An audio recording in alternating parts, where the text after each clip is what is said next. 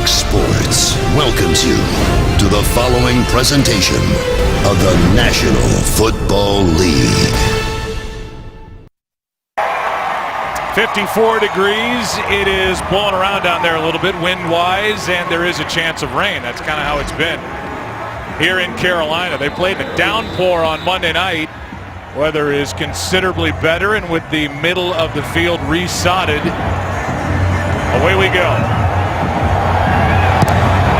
Green Bay won the toss. They deferred. Carolina starts with a Joe Webb on the return.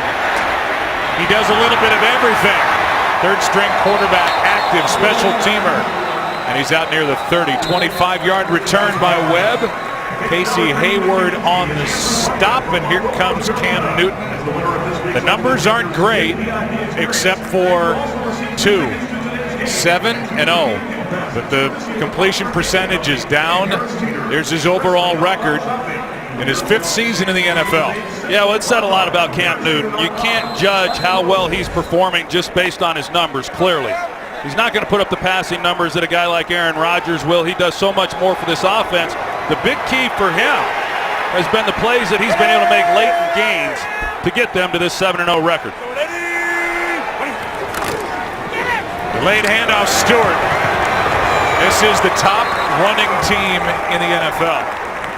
Not only with the numbers they put up per game with regard to total rushing yards, but the number of times that they hand it off. Who do you want to pick out of this group? Olsen, the tight end? Yeah, I don't know how you can overlook him and the job that he has done. You know, not just this year either. I mean, he's been terrific this season, but from the day he arrived here in Carolina 5 years ago, he has been Cam Newton's go-to guy. 2nd down and 6. 4 men on the rush for Green Bay, and Newton out. Cam Newton is going to slide, and he slid short of a first down. He gets up signaling first down, but where the slide happened, he's short. And that was not a very heady play by Cam Newton. Well, and talking with Dom Capers, of course, this is the goal each week against Carolina. Keep Cam Newton in the pocket. You rush too far up the field, as Julius Peppers does, and Greg Olsen was going down the middle, had a shot at him, but he decided to run with the football instead. It was interesting, Joe, in visiting with Cam Newton, he said the reason he likes to slide head first is so that he won't lose yardage as he just did because of the slide. Newton picks it up anyway, and he's with that big body. 6'4", 245. He's taking bows after a 5-yard run. Nate Palmer on the stop.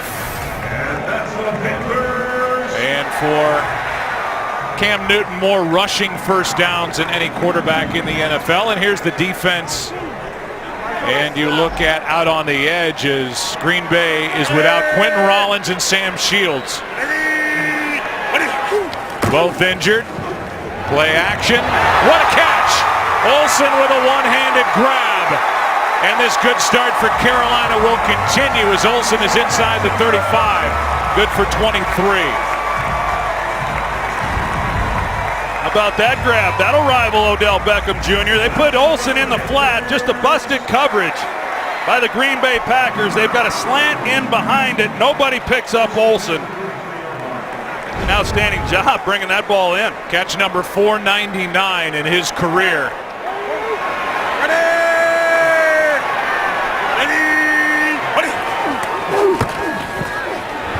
On first down, Newton's going to take care of the middle of the field and get knocked down near the 10. Middle of the field, absolutely wide open, good for 23 yards is Cam Newton. Well, when you go man coverage against Cam Newton, you better have somebody that's maintaining the quarterback, and as you can see, nobody is accounting for him. And in man coverage, the defensive backs have their backs to the balls. Eyes are not on the quarterback. Couple runs now by Cam Newton. This is a big one. Smiling all the way. Why not? Season-long carry at 23 yards. Newton over the middle. Pass caught. And Kachary is inside the 5. Stretches near the 2. Good for 7+. Quentin Dix on the tackle, and If you're Mike McCarthy, we saw that shot of him. He's thinking, here we go again. It's been 2 brutal weeks for this Green Bay defense. They've given up 500 yards in each of the last 2 weeks, most of that through the air by Phillip Rivers, and of course last week by Peyton Manning. But here on this first possession, Cam Newton's putting on a clinic, and there has been no pass rush.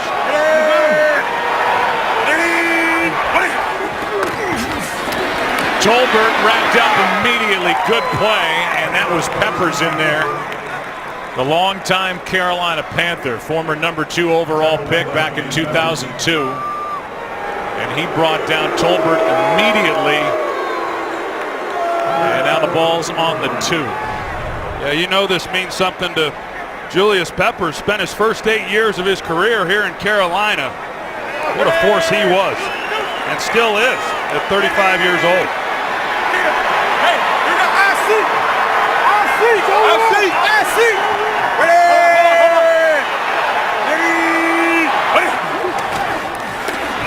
Newton throws it away. Corey Brown was at least close enough to it to avoid a grounding. It went over his head out of the back of the end zone. And Newton just got rid of it, so the drive stalls inside the 5, and what looked to be an overwhelming start to this first possession ends up with a 20-yard field goal try by Gano. Well, that's been the strength of this defense. Not so good last week against Denver, but prior to that, really good in the red zone. So a lot of yards given up. That's been the thing that's been their deal all year. Stop them in the red zone. That's what Dom Capers prides himself and his defense on, scoring defense. They were a bit out of breath, but at least they stood up inside the 5, and Newton and company come up with 3. Cam Newton had 63 yards on that first possession, 30 through the air, 33 on the ground. It's the first time since week 1 the Packers have allowed opening drive points. Carolina's now scored on 5 of 8 opening drives, leading 3-0.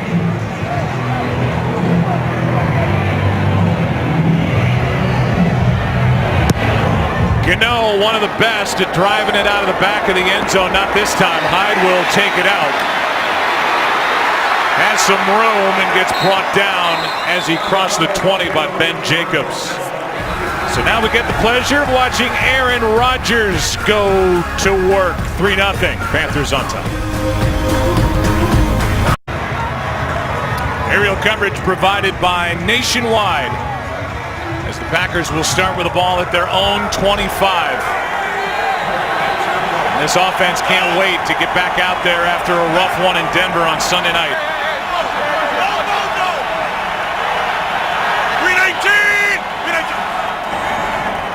Play action. It's the tight end Rodgers, and he's brought down immediately by Roman Harper. A gain of 2, and Aaron Rodgers, the numbers are fantastic. In the last 15 games following a loss, 15-0, and look at the touchdowns, 2 interceptions. That's a guy who knows how to bounce back. Well, he sure does, and the thing that he's done a really nice job of all season long this year and throughout his career is being smart with the football. Last week, obviously, a very disappointing loss. Not much production offensively. That game could have really turned ugly, that he started forcing a lot of balls early into coverage. Here's Lacy right side, and he has yet to kick it into gear. He gets nothing, lost half a yard, and Shaq Thompson, the rookie, and first-round draft pick out of Washington, back after missing the last 2 games with a sprained knee, in there to make the stop. And the Packers are looking for more out of their tight end, Richard Rodgers, you see there, number 82, and Randall Cobb, who's been slowed down the last 4 games. 3rd and 9. Ready, go! Whiskey! 10. Ready. Rodgers in trouble, and down he goes. Latulele, the one who can finally bring him down, and Aaron Rodgers did all he could, had nowhere to go. Looked a lot like Sunday night, didn't it? Man coverage across the board, pressure in the pocket. Aaron Rodgers buying some time and just really unable to find somebody that could create enough separation for him to turn the ball loose. A 3 and out as the Packers went backward on their first possession. Maste just got it away and hits a good one. Ginn backing up near the 25. Flag is thrown. Looks like it's against Carolina as Ginn runs into Maste, who's in on the stop with Nate Palmer, and Maste is a little gimpy coming out of that tackle. But a flag thrown back at the spot where Ted Ginn caught it. Right now a 33-yard return. We'll get the call from Gene Steratore after a 57-yard punt, which is a season long for Maste. During the return, illegal block in the back. Return team number 43. 10-yard penalty. First down Carolina. Timeout. It's against Fozzie Whitaker right there. That erases the 33-yard return. 3-0 Carolina as they get it right back.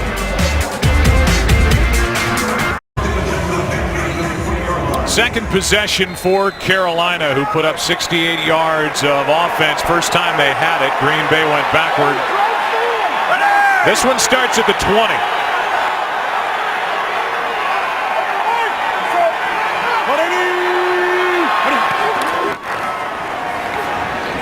Newton in trouble. Able to stiff arm his way out of it as he was under pressure by Mike Daniels, who's playing great. Let's go to Mike Hill for a game break. All right, thanks. Well, New Orleans is at 500 now at 4-4. Yeah, they won 4 of their last 5. They're playing some pretty good football here as of late. So many Packer fans here making noise. Here's Stewart with Daniels in on the stop. He wasn't alone. Peppers there as well. A gain of 4, third down coming up. And this Green Bay defense trying to make a stop. Yeah, trying to make a stop and a little different look from what they've seen the last couple of weeks. As I said earlier, they face Phillip Rivers and then Peyton Manning, 2 veteran quarterbacks that certainly can exploit a secondary, and a different offense here today with Cam Newton, one that leads the league in rushing. Third down and 6. Newton fires too high for Olsen. 4th down. Carolina Panthers coming in having won their last 11 regular season games. During that streak, they didn't beat any team that at the time had a record over 500. A chance to make a statement today. Chance for a bounce back for Green Bay, and as it stands right now, a big one potentially when we get to the end of the year and the NFC playoff picture. 7-0 against 6-1. Nortman hits it, a good one. On the move, going back, Hyde. Nice move along the sideline, a good return. And decent starting field position across their own 35 for Aaron Rodgers and the Packers down 3. Game here for Green Bay in first place in the NFC North. The Vikings leading St. Louis 3-0 early in that game.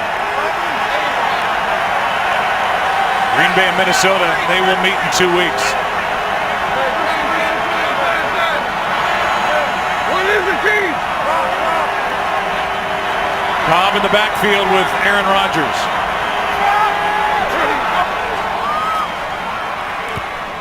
Cobb is missed.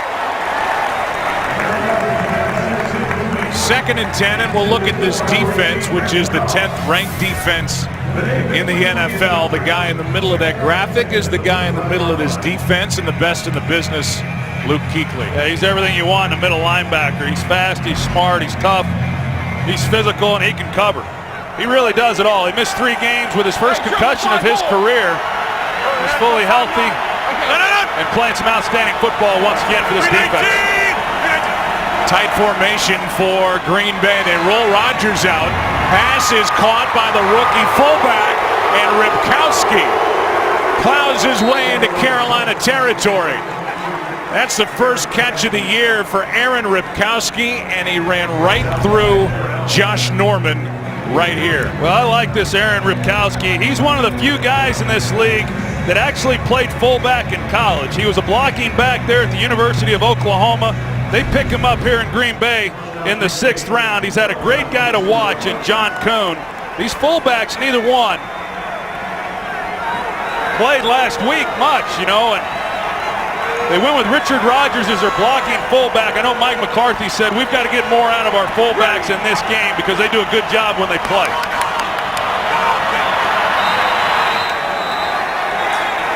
They're going to throw the flag for delay of game, as you can see. Delay of game.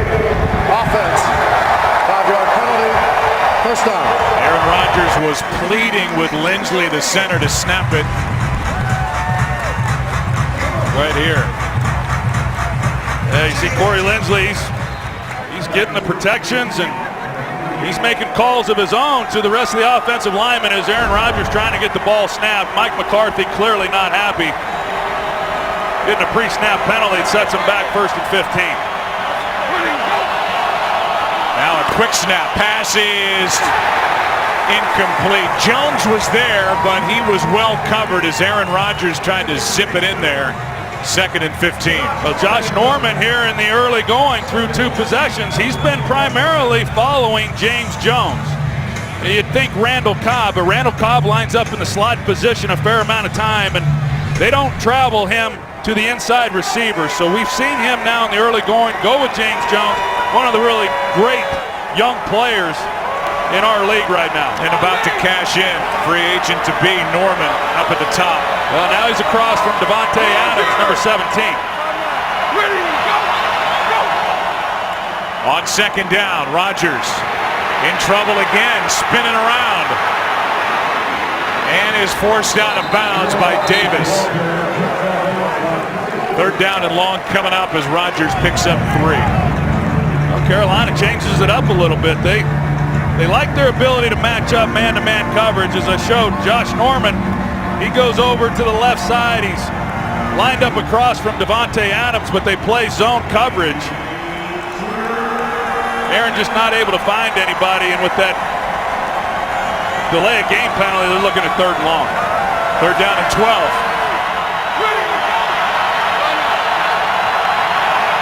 Ready, go, go.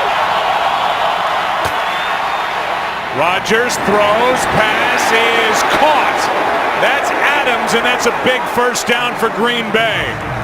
Nice catch by Davante Adams, who missed 3 games with an ankle injury, 13-yard pickup. This is a great catch, but just an outstanding throw by Aaron Rodgers. As you take a look, ball is loose, and then he brings it in. But he had to throw this one from the wide side of the field and really lay it out perfectly. Charles Tillman, who's had a bit of a rebirth here in Carolina, had good coverage on it.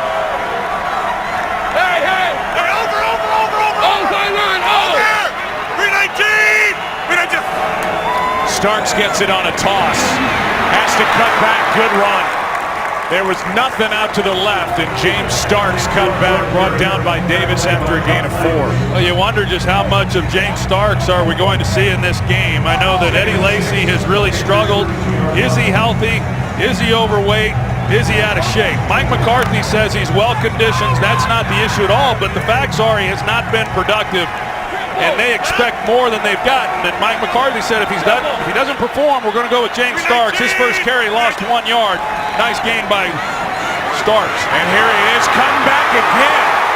And he'll keep getting it with runs like that. Keatley on the tackle, a gain of 9. And a 1st down for the running back who's starting to take over the Packers' ground attack. Well, when he gets his opportunities, he makes the most of them. This is an excellent job on his part of recognizing the cutback, taking it, getting as much out of the play, and I can tell you that helps out your quarterback.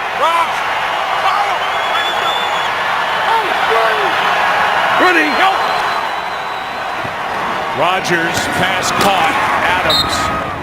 Adams was a guy you asked Mike McCarthy about, and he said, well, it's time for him to get it back going again. He's had plenty of time to heal. from the ankle injury, and he made the big third down catch a moment ago. Now this one is good for 4 and inside the red zone of the Packers. And the Packers, they're starting to get some rhythm going right now. They're going to the huddle, no huddle offense, starting to pick it up a little bit. That's what you would expect when you start to get some rhythm. You start getting some positive plays. Here's Starks. James Starks still going. Forced out of bounds inside the 5 by Kuechly. And Starks brings some life at that running back position, good for 15. Well, this is a defense that we know is an outstanding group. They've got playmakers at each level of their defense, but where offenses have had success against them is running the football. James Starks, now with his opportunities, he's done some nice things. Carolina's allowed an average of over 140 rush yards a game over the last 4. 10th play of this drive.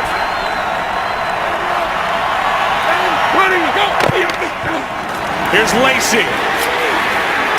Reaching for it, and they're going to say he's brought down. Definitely down short of the end zone and short of that fumble as the ball popped out. 1.5-yard line, 2nd down and goal, Green Bay. Gene Steratore gives it to you after a carry of 3 yards by Lacy. Yeah, that was a tough run there by Eddie Lacy. Down there, you expect that around the goal line. They do put Richard Rodgers at the fullback position to lead block, and does a nice job on that play. Packers have only 4 rushing touchdowns all year. No, we're going right. Here's Norman on James Jones. Where did he go? Rodgers slings it, caught, touchdown. Great play by Aaron Rodgers as Richard Rodgers is on the receiving end and the Packers jump on top.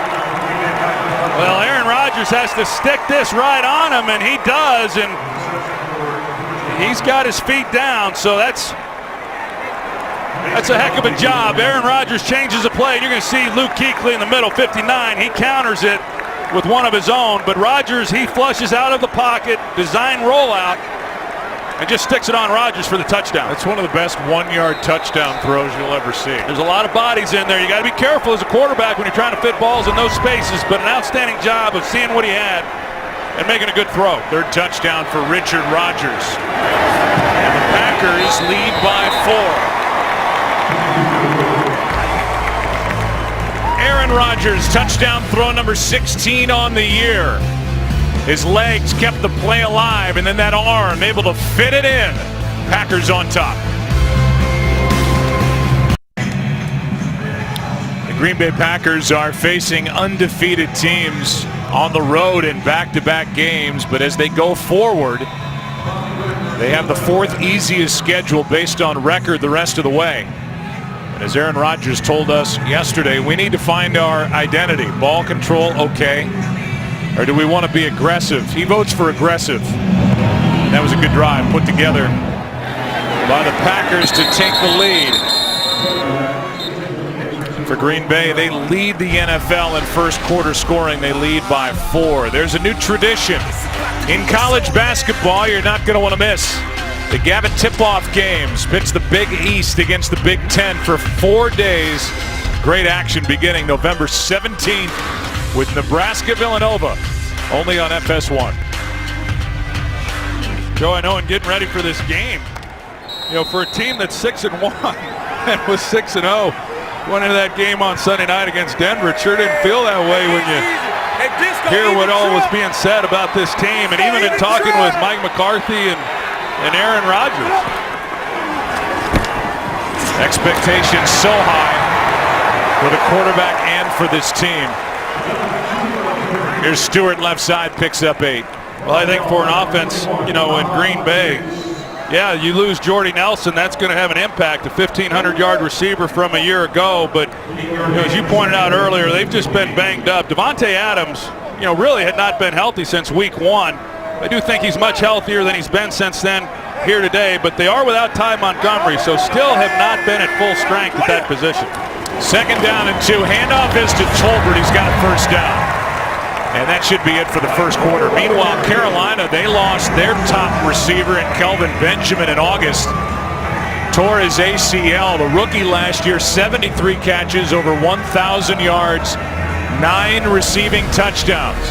And yet, even with losing him, the Panthers are undefeated, 7-0, and after one, trail by 4. Back after this from your local Fox station.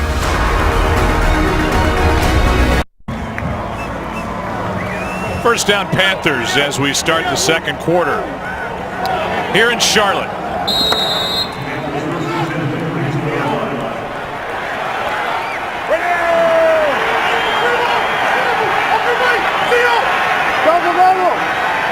Hey, Disco, Even power! Let's go, even power!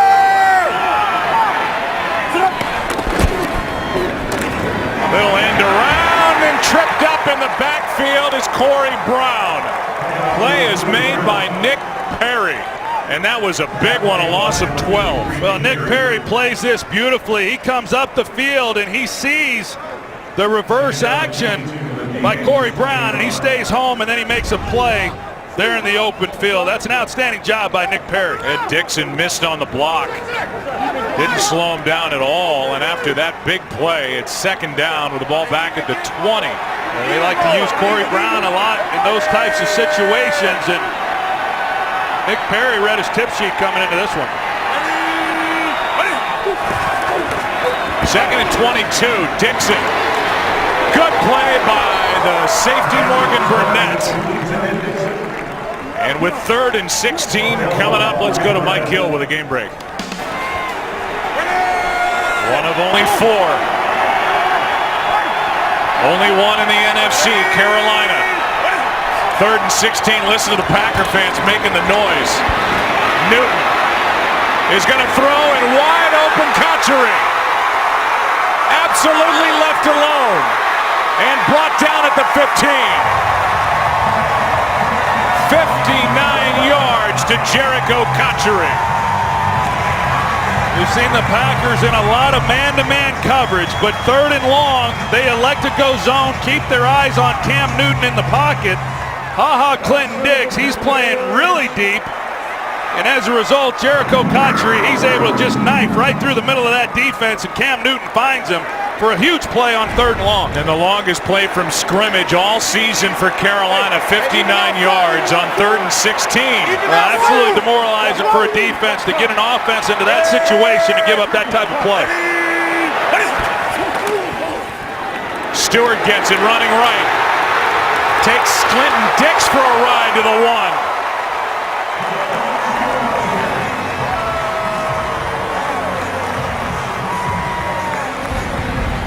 Well, Trey Turner, their right guard, he pulls out. He runs well for a big man, and he makes a big block there on the outside, which springs a lane for Jonathan Stewart. Hey, Green Bay has their work cut out for him right here if they're going to keep Carolina out of the end zone for the second time today. First down and goal. Newton's going to take it and score the touchdown over the top.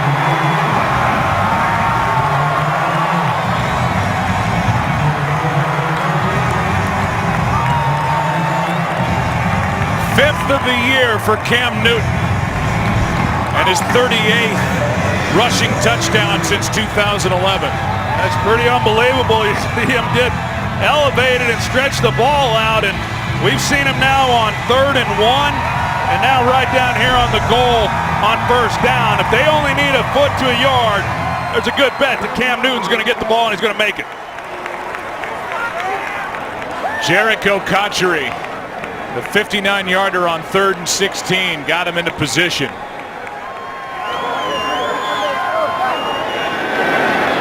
The former Jet and Steeler set him up, and the lead is 3. Newton found him. Cotchery with a big play on 3rd down, and Peppers playing keep away after the touchdown. A gray day in Charlotte, but a good drive. The key play to him, Jericho Cotchery.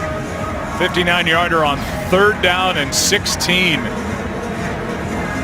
And you identified it. They play zone worrying about Cam Newton taking off, and Cam Newton just finds Cotchery running scot-free. Here's Hyde from just outside the end zone. Can't make the 20. And now we will welcome you inside our broadcast booth. We're over there where the lights are on and they're really bright. And I'm Joe, that's Troy. And Carolina, the numbers don't blow you away offensively, and maybe because they're such a good running team, they don't get the attention, but this is a dangerous attack they have. Well, it's dangerous because you have to account for Cam Newton, and obviously we see that each and every week, his ability to run the football, and it's why when it's 3rd and long and you're worried about his ability to scramble and you play zone coverage, you give up a big 3rd down, which leads to a touchdown. So those are the types of things that a guy like Cam Newton brings and how he impacts what you then do on the defensive side of the ball. 319! Here's Lacey left side. Full head of steam and got tripped up. A late flag comes flying in. And it's against Green Bay with a hold. Holding. Offense number 63. 10-yard penalty. Replay. First down. That's the center, Lindsley. A couple penalties now. We saw a delay of game on their previous possession. And then we catch this one, which backs them up to start this drive. He had a hold of Kawan Short, Defensive Player of the Month. One of the best defensive linemen in the NFL. There's the start for Rodgers.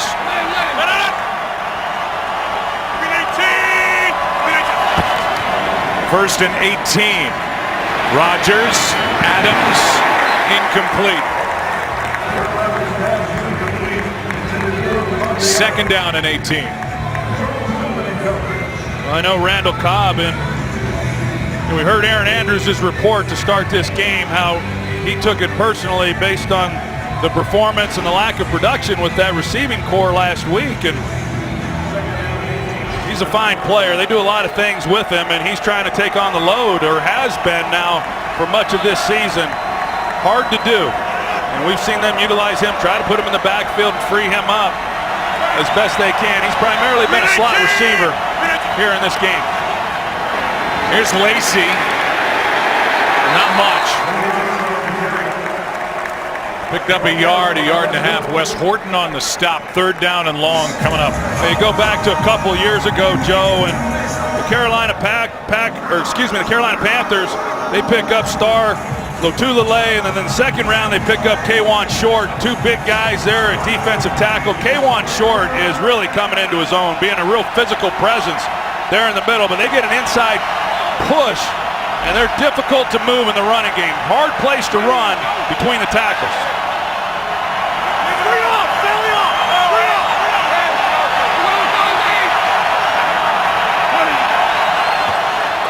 Third down and 17. Rodgers out to his right. Nothing there. Gets shoved out by Luke Kuechly at the end of it. A gain of 6. It's 4th down, and that hold by Lindsley really affected this drive right out of the gate.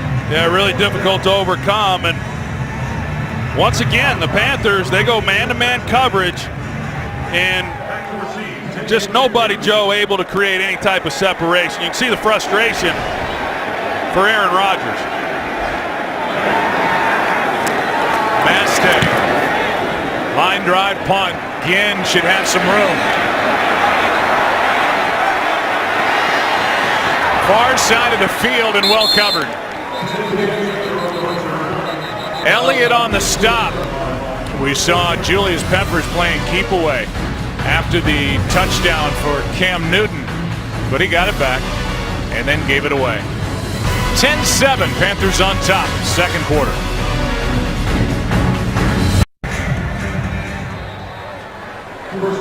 Well, some more frustration for the Green Bay offense as they're trying to figure out answers here today against Carolina. After Aaron Rodgers had that 77-yard passing day at Denver last Sunday night. Newton keeps it and just heaves it down the middle for Funchess, and the rookie's got it.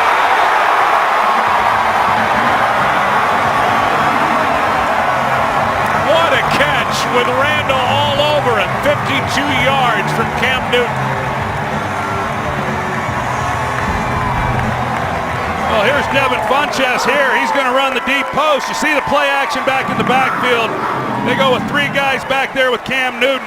He lays it out there.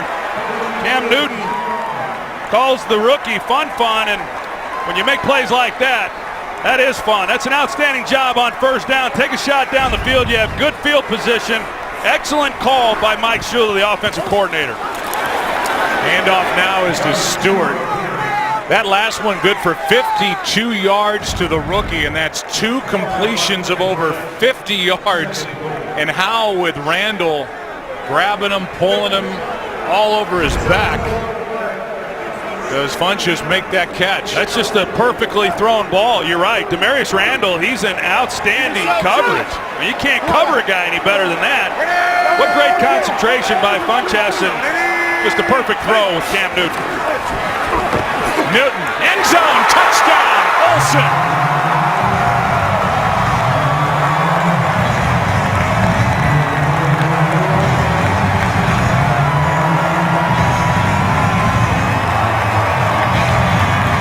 And catch number 500 in the career of Greg Olsen. It's good for a touchdown. You're going to see this throw by Cam Newton. He throws it off his back foot, sidearm, and delivers an absolutely perfect ball to Greg Olsen. Free release off the line of scrimmage, middle of the field. Clinton Dix playing 5 yards deep in the end zone. That's a gimme for Carolina. Back-to-back touchdown drives for the Panthers. And the 500th is memorable for Olsen. 10-point game. Green Bay better find some answers fast. Carolina here at home trying to prove the point. They are a team to be reckoned with, leading 17-7.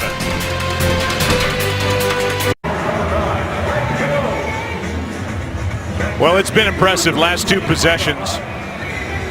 Olsen gets the touchdown. The rookie set it up with the 52-yarder.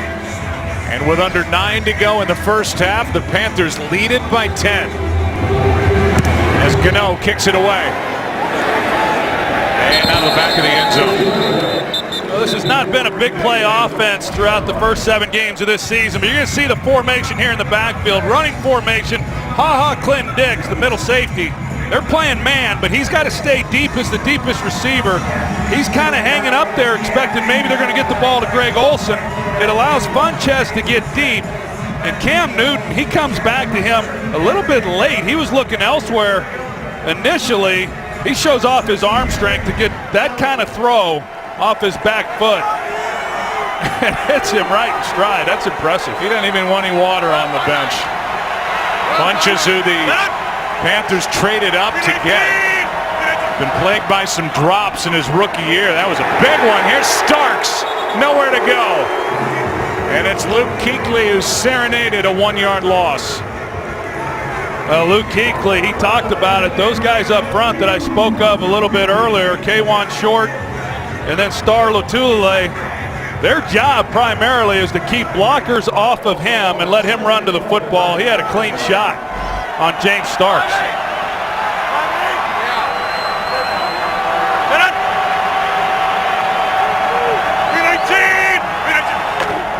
Second down and 11. Aaron's going to air it out. Randall Cobb downfield, overthrown. He got behind the defenders. Norman was back there, and Aaron Rodgers a little too much air under it. Boy, he gets a good release. Randall Cobb does on the outside, and he was open, and Aaron Rodgers just overshoots him.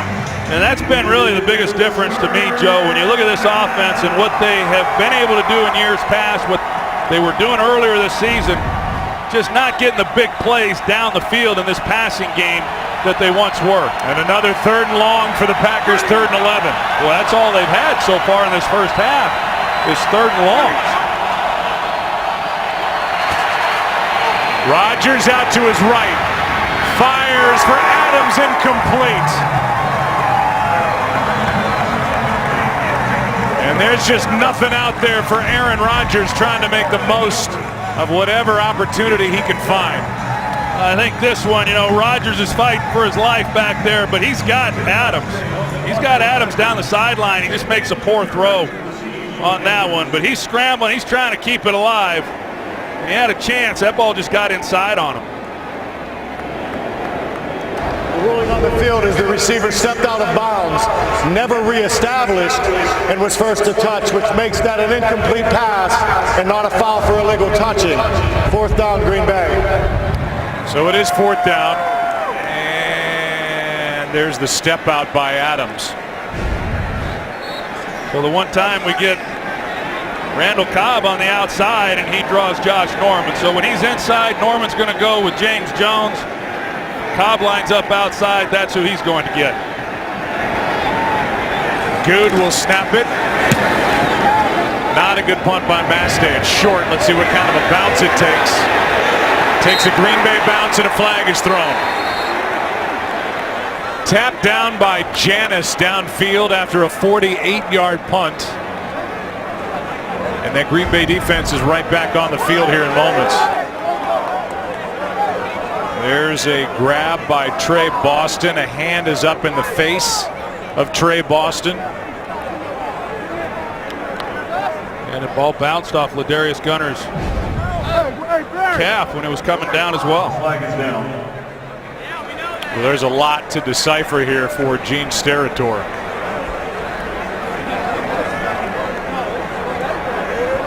Well, if there's a guy who can decipher it, it's Gene Steratore. That's the guy. But it's going to be interesting because you can see there are multiple officials with different aspects of that punt that they're trying to explain to Steratore. During the kick, personal foul, face mask, number 36 of the kicking team. The ball is illegally touched by the kicking team and recovered by receiving team or down. The penalty will be 15 yards from the end of the kick. 1st down, Carolina. Timeout. So they get that hand up into the face right here of Ladarius Gunter. Into the mask of Trey Boston. 15 more yards for Carolina as they lead it by 10.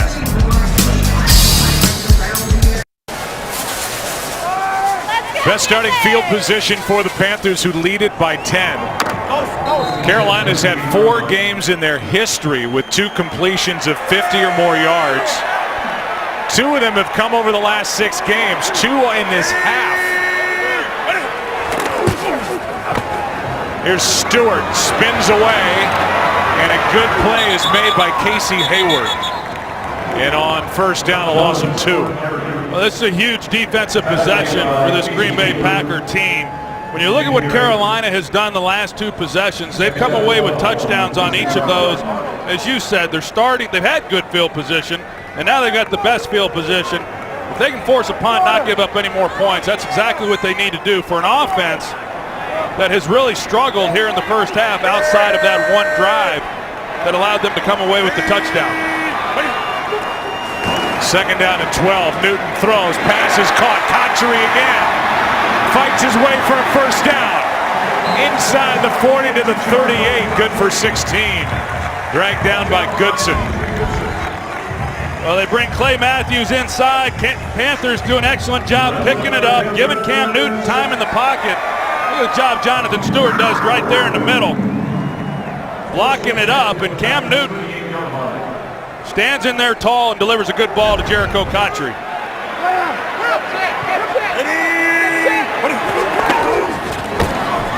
Here's Stewart. Stood up at the 35-yard line. A gain of 3. Nick Perry in there on the tackle. I just noticed on Monday night, in the game against Indianapolis, especially in overtime. The calm of Cam Newton. You see all the stuff after touchdowns or first downs. That's always been a part of his day. But he seems in control. He seems confident. He seems like he's taken that next step as he plays here in his 5th year. Well, you watch him at the line of scrimmage and the calls that he makes, as he is right now, changing the call, seeing what the defense is doing, and putting his team into good plays. Newton's got a man, but overthrows Greg Olsen.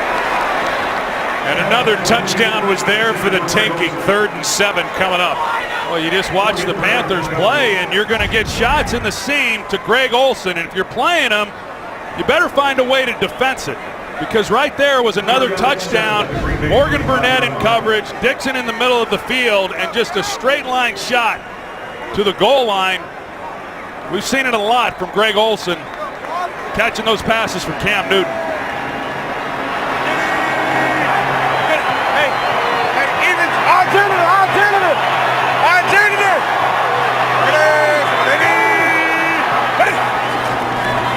They're down at 7. Newton slips out.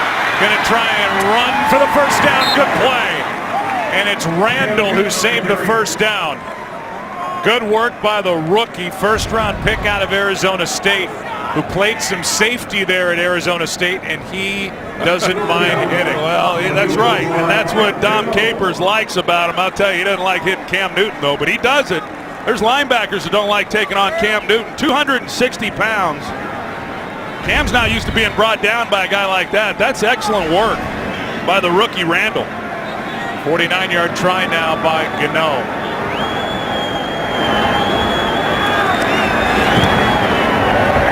And Graham Gano drives it through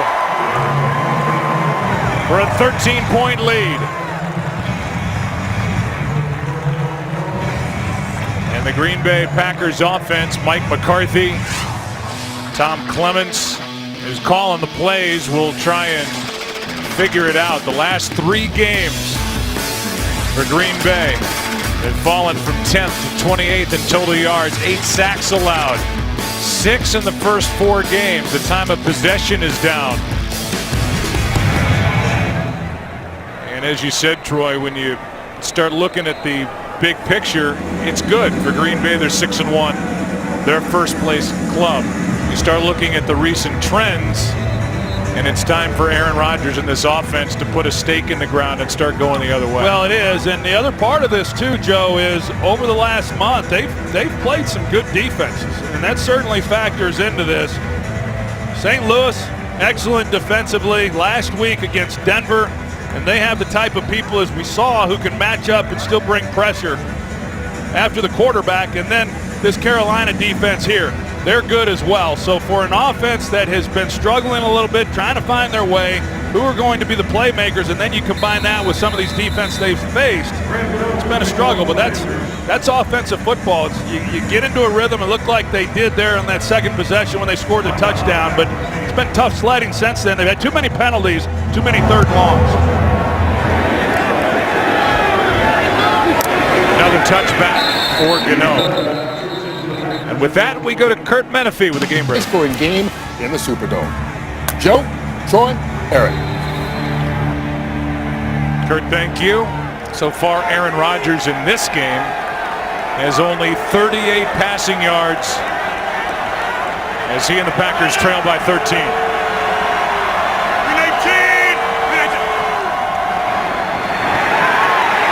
Just getting rid of it is Aaron Rodgers. They're going to say incomplete pass with Lacey close enough to it.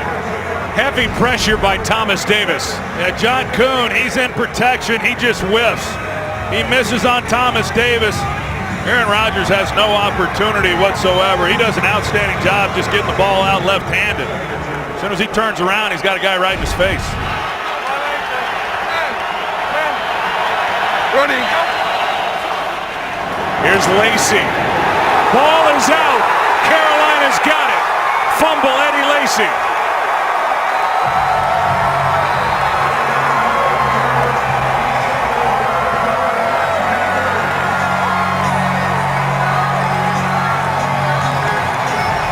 was knocked out early.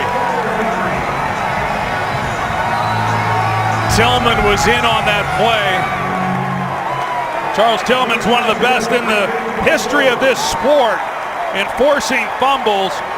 He comes in, he's playing outside at corner, he sees the ball exposed and just knocks it out on Eddie Lacy, and the struggles continue for that young man.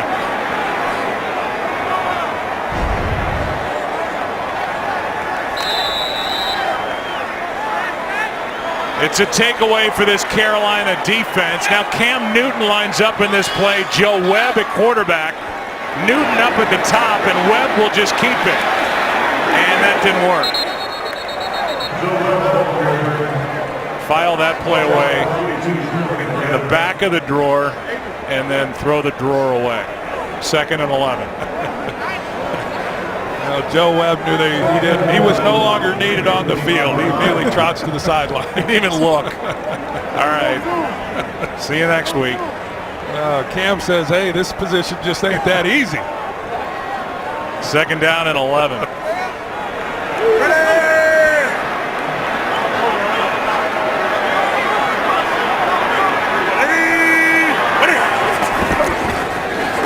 Newton, no pressure. Ball is up after being batted into the air. Incomplete. 3rd and 11.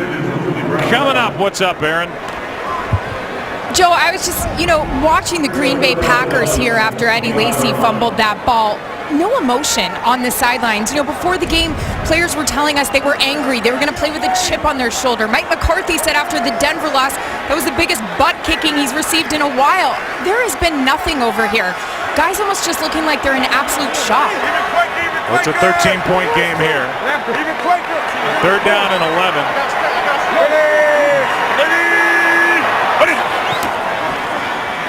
Newton fires behind Ted Ginn. Had him, missed him.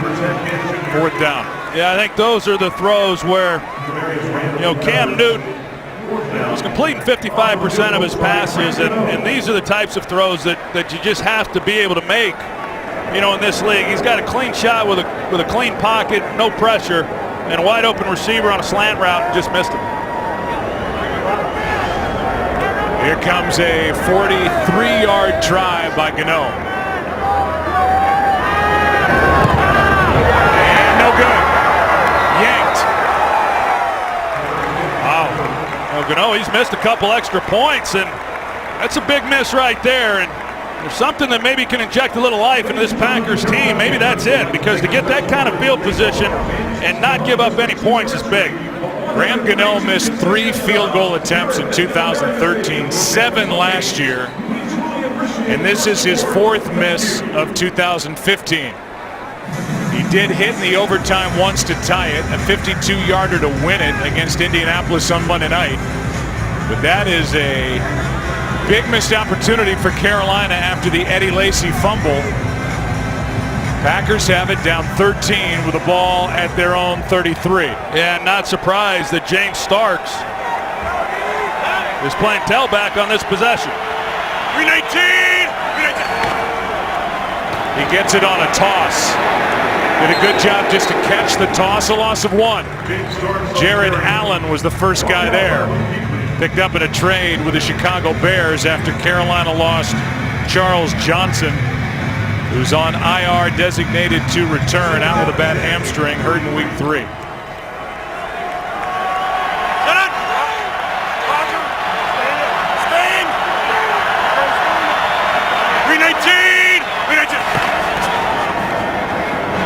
Here's Starks again.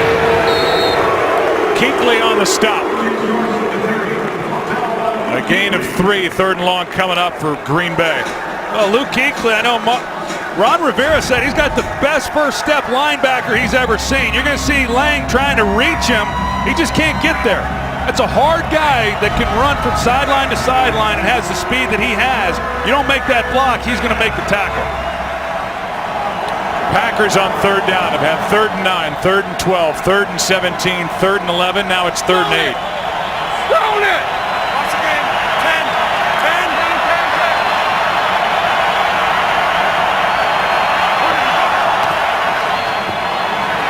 Aaron Rodgers sacked.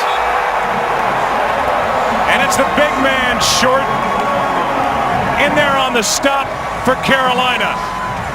K'Wan Short. You got no chance. Here's K'Wan Short. They just got Josh Seddon. I don't know what happened there. He doesn't secure the inside. He gets no help from the center. And K'Wan Short's hard enough to stop when you got a man blocking him, let alone when you turn him loose. And Aaron Rodgers with just no chance whatsoever. And we're at the 2-minute warning. Panthers about to get the ball right back. Quick 3 and out. Another frustrating day for number 12 in the Green Bay offense, down 13. You can get apps, videos, and more at itunes.com/NFL. For Green Bay, their fans are tired of hearing people talk about it, but the Packers, that after 3 weeks, they were a 30-point-a-game team. Last year led the NFL at over 30 a game. The points aren't coming. Last 6 quarters, just 17. And a poor punt by Mastay.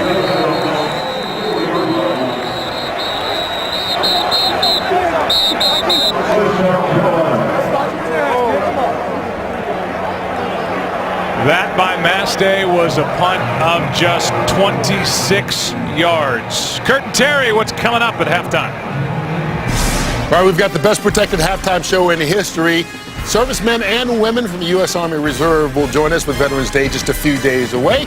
We've also got highlights from the early games, and you know it's always fun whenever Terry Steelers take on Howie's Raiders. And for the first time in a long time, thanks to all of you, I feel completely safe. Thank you. Back to you. Guys, thanks. Well, it's been a first half pretty much dominated by Carolina. Here's Fozzie Whitaker. He picks up 9.5, depends on the spot, and they're going to give it to him. 10 yards for the first down. When you talk about the struggles offensively for the Packers, you know, not only are they not coming away with points, but in this game, Joe, they haven't even gotten first down, so they're not flipping field position. And Carolina throughout this first half has just had outstanding field position, of course, aided by the poor punt. Here's Whitaker again. Made the most of it, took it inside the 40. Plenty of time left, 3 timeouts remaining for Carolina after Whitaker got 3 in 2nd and 7. You talked about Cam Newton earlier, and he gets 3 calls from the sidelines, and they give him a few plays, and he comes up to the line and surveys the defense and then makes the motions and gets the team into the formations that work the plays that he calls. And he's gotten very comfortable, and when he started doing it, it coincides with when they went on this 11-game win streak. Here's one behind Cotchery and almost picked off. In good position was Demarius Randall, but couldn't get his eyes on it and haul it in. Well, that would have been nice. You get the ball back to your offense, maybe you're able to do something, but more importantly, you kill this Panthers attack. Demarius Randall, I think he's going to be a really good player in this league. He's got a lot of ability. He's already flashed and made a couple big plays already in his first year. But a guy that can really run, and you know they like him. He's been forced into the fire a little early. They're down in 7, blitz. Panthers pick it up. End zone flag. Touchdown Carolina. Corey Brown.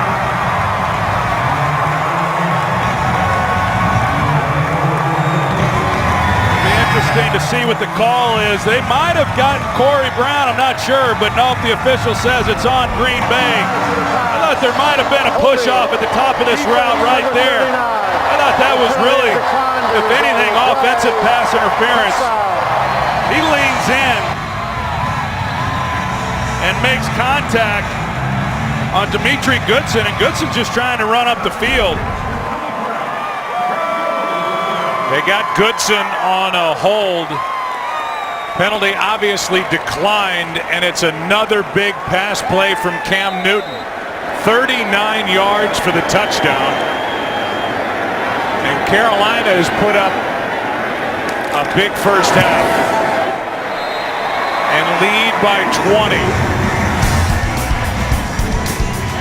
27 points put up by the Panthers, who have 285 yards of offense against this struggling Green Bay defense.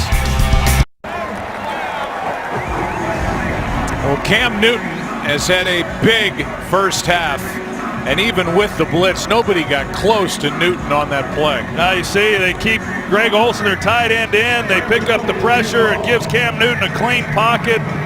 He delivers a perfect throw. Corey Brown makes a nice catch. I'll go back. It looked to me, Joe, it looked to me like Corey Brown's the one who initiated the contact. I don't think that should have been a penalty on the Packers. If anything, on the Panthers.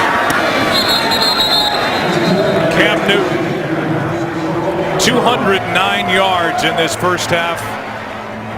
2 throwing touchdowns, 1 running touchdown. He's 8 out of 15, but the 8 completions have been big ones. It's unbelievable. I mean, they've had 7 possessions here in this first half. They've scored on 5 of them, and it should have been 6 if it wasn't for the Gano missed field goal after getting great field position on the Eddie Lacy fumble. And Carolina defensively has stifled this offense just like Denver did a week ago. And then the defense for the Packers just unable to stop Cam Newton and this Carolina attack. See what Aaron Rodgers can answer with. Down by 20. Pass is caught. Good start to the drive. Timeout.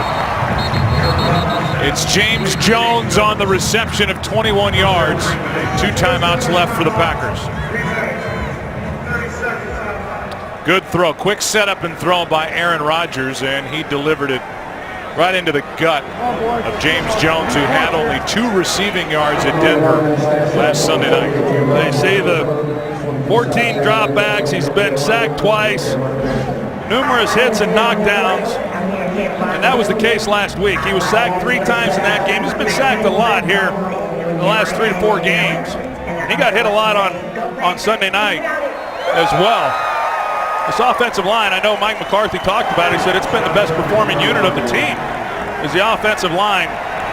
But they haven't looked so good here this afternoon, protecting him nor giving running lanes to Jake Starks.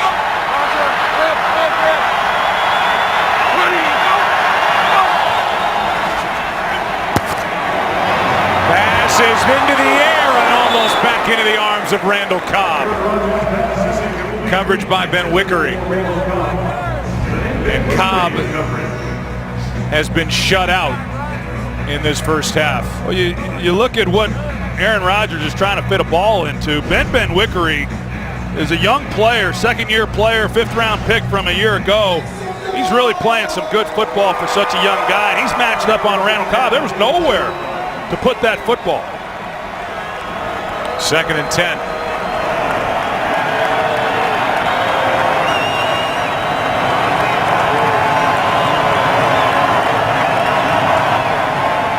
Blitz coming.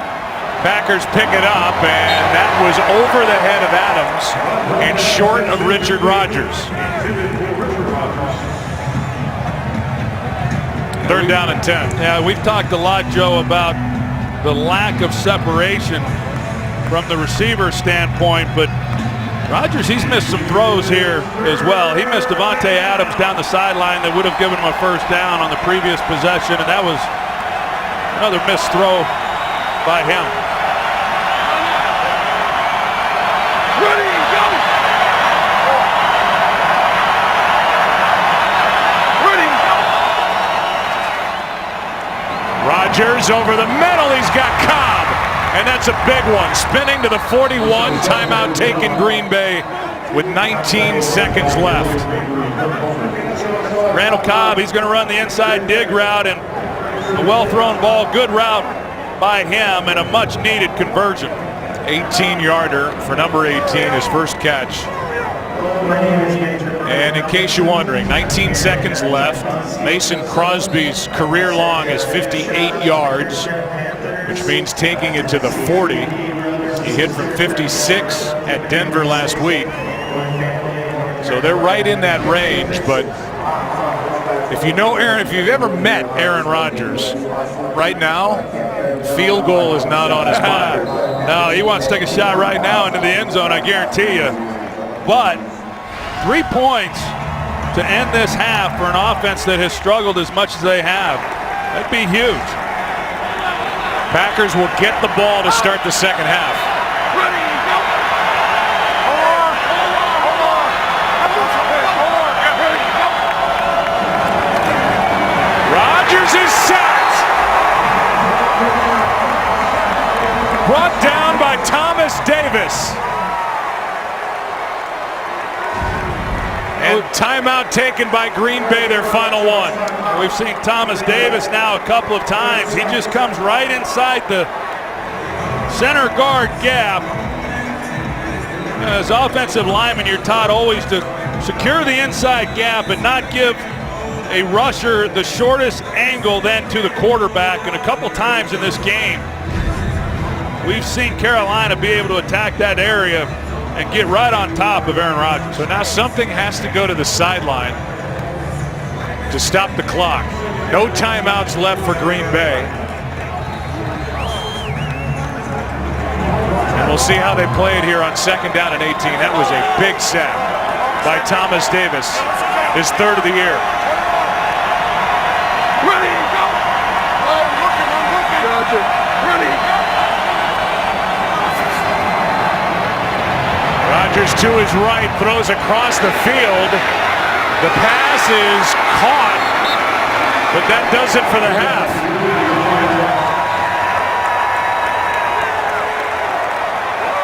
So they get the big completion, but it doesn't matter. And they come away at the end of the first half without even attempting the field goal. The 40-yarder to end the half to Davante Adams. Visa halftime coming up right now. Today's excitement brought to you by Nissan.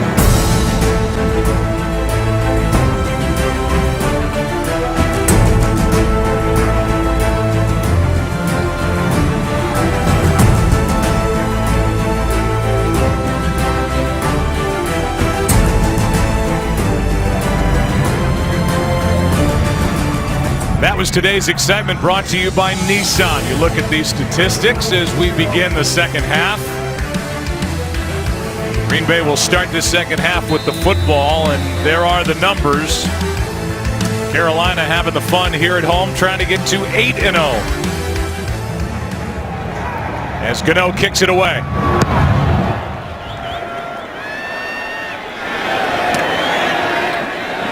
Micah Hyde takes a knee, and we take it down to Aaron Andrews.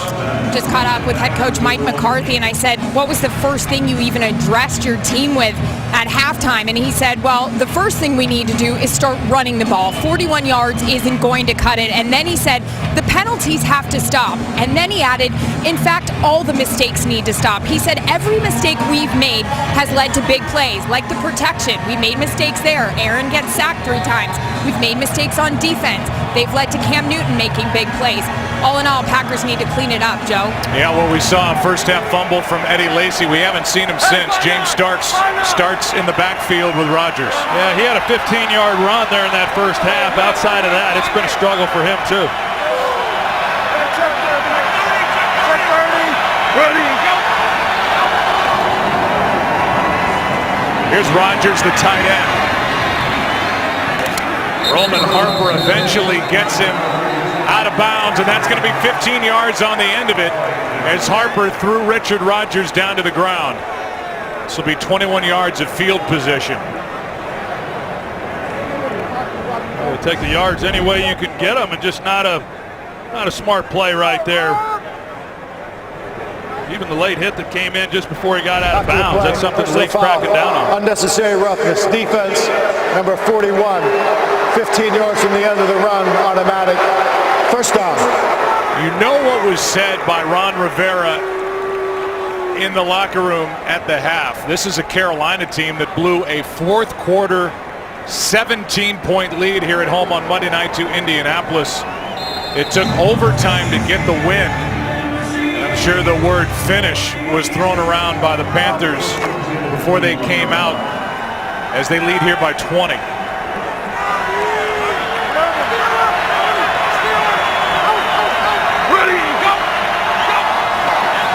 Low snap, starts out of the backfield, cuts upfield after the catch, brought down by Kuechly, a gain of 5. Well, we heard Aaron Andrews' report after talking to head coach Mike McCarthy, and you know, when you're playing on the road, it's hard to win anyway. When you're going up against a team that's undefeated and has as much momentum going as they do, you got to be perfect. Packers have been anything but. Here's Cobb, what a throw! What a catch! Cobb, touchdown!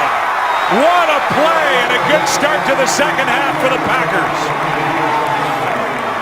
53 yards, and the Packers have life.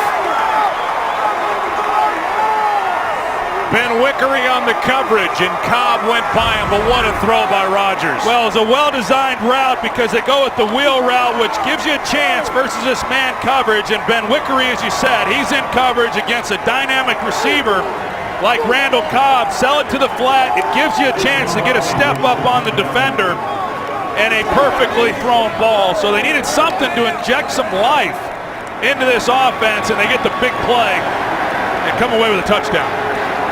Cobb did not have a touchdown over the previous 4 games. That was big, and it's a 13-point game. With only a minute gone in the second half, Aaron Rodgers dropped it in perfectly and then celebrates the 53-yard touchdown. The majority of the racing teams call Charlotte home of the NASCAR Hall of Fame, and that was a quick one, Troy. 1 minute off the clock, and the Packers back in it. Here is a touchback off the foot of Mason Crosby.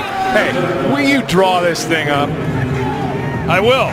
Yes, you run a slant on the outside here, and then you got Randall Cobb on the wheel route that I talked about, and what that does to Ben Wickery in coverage on Cobb. He's got to cover the flat, but once Cobb turns up, then it becomes a foot race, and Cobb wins that one, and you've got to have the perfect throw, and Aaron Rodgers delivers it. So they needed something really positive to happen to come out here and start this second half, and that's a great way to start it. Season long by a mile for Randall Cobb. Newton keeps it, and nobody fooled. Burnett strung it out, and he had teammates with him. 2nd and 8 after a gain of 2. This is a Packers offense that came into this game with only 3 completions of 40 or more yards. That's what we expect. Big chunks through the air for Green Bay. They haven't had many. That was a big one. 53-yarder. 2nd and 8. Newton too high for Olsen. And he was bracketed. Goodson and Burnett in coverage. 3rd and 8. Well, the Packers play that one very well, and we've seen in the first half Olsen get up the seam and be open for some of those throws, and they've got underneath coverage and then Morgan Burnett over the top, and they sniffed that one out. Carolina 3 for 7 on 3rd down.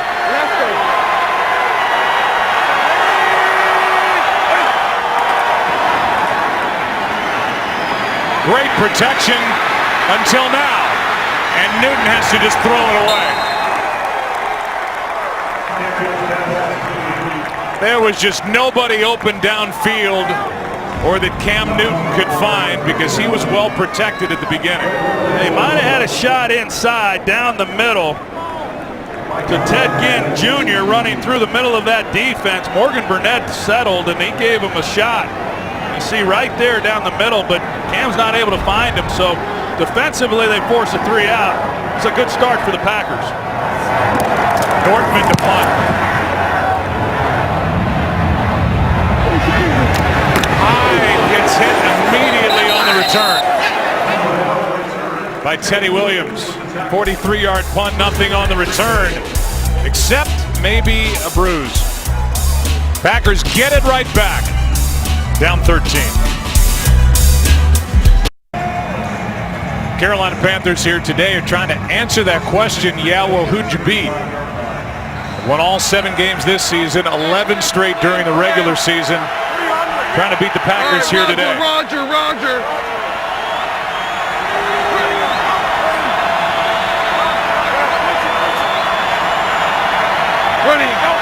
Rodgers has started to heat up.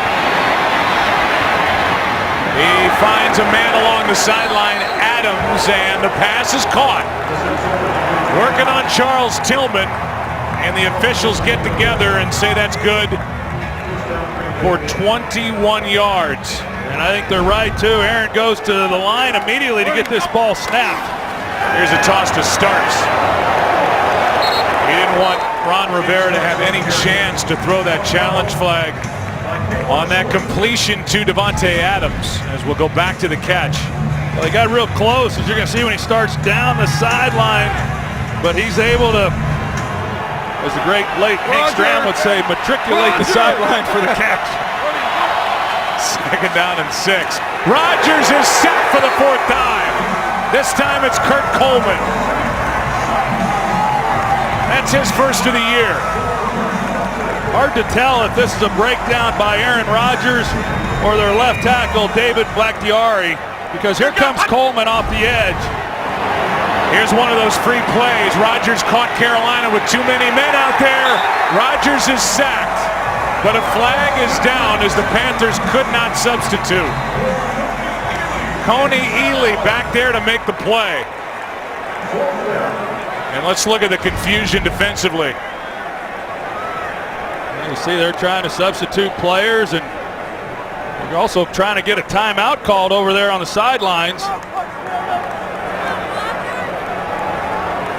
Aaron Rodgers has become so good at this. We saw a lot of this early in the year. Here's a call. Defense 12 men. It's a 5-yard penalty. Replay 3rd down. It's a way to get some of those yards back after the sack by Coleman. And it makes it 3rd down and 8. He's just, sometimes it looks like Aaron Rodgers is playing at a different level than other quarterbacks. That's just a smart play. Well, he's been doing it all season long. I think he does play at a different level. He certainly sees the field as well as any quarterback that I've watched. And I thought he really showed that last week. You go back and you look at the tape. When he says, hey, nobody was open, there was nobody open. I mean, he can get to the open guy, but he's good at doing that. Ron Rivera arguing that he was calling timeout, should have been granted it, but a nice job there by Aaron Rodgers to make this at least a little bit more manageable at 3rd and 9. Bad snap. Pass is for Rodgers, incomplete. And Lindsley, the center, has not had a real good day snapping the ball in the shotgun. Kuechly is slow to get up. One of the best players in the league is on his knees at midfield. And now he takes his seat. It's 4th down for Green Bay as they check on Kuechly. They're looking at the right ankle of Luke Kuechly. As you'll see right in the middle of the picture, he rolls that right ankle on that 3rd down play. Now on 4th down, end over end punt by Mastay. Ginn stays away. Checks up inside the 15. And we will welcome you inside our broadcast booth. Joe Buck along with Troy Aikman, and good start to the 2nd half for the Green Bay Packers. It looks like they're starting to get a little bit of traction here against Carolina. Yeah, I mean, obviously they go down, they get the touchdown, they force a 3 and out. Now they got to make another key defensive stop. You know, that's what it's going to come down to in the 2nd half to climb out of this hole. But a little different defense for Carolina without Luke Kuechly. They got A.J. Klein, who's gotten a lot of playing time, you know, this year because of injuries at the linebacker position, including the 3 games that Luke missed earlier. But this defense operates at a little different level when Kuechly's on the field. Drive starts at the 14-yard line at Stewart. Clinton Dix was in on the stop along with Jake Ryan. And we'll keep an eye on that inside linebacker position. Nate Palmer has been under some heavy criticism for his play inside. Former outside linebacker in college, as was Jake Ryan, by the way. Trying to get a little bigger inside. 2nd and 4.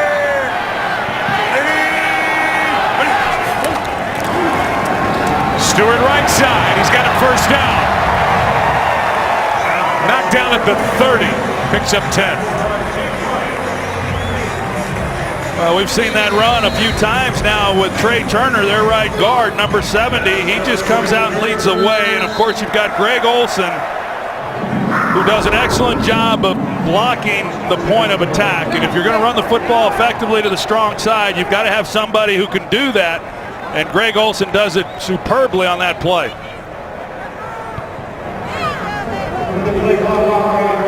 Reset the play clock to 32 seconds. 32 on the play clock, please. Thank you.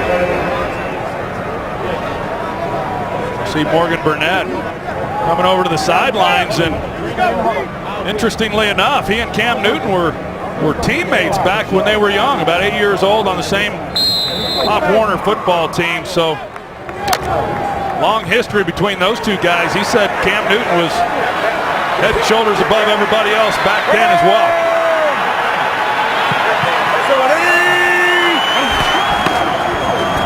First down at Stewart. Fought for 2. We saw Morgan Burnett come to the sideline. This is only Morgan's 3rd game played. He's missed the other games with a calf injury. They hiked that leg up when they looked at him on the sideline, and they rewrapped his left ankle. 2nd and 8.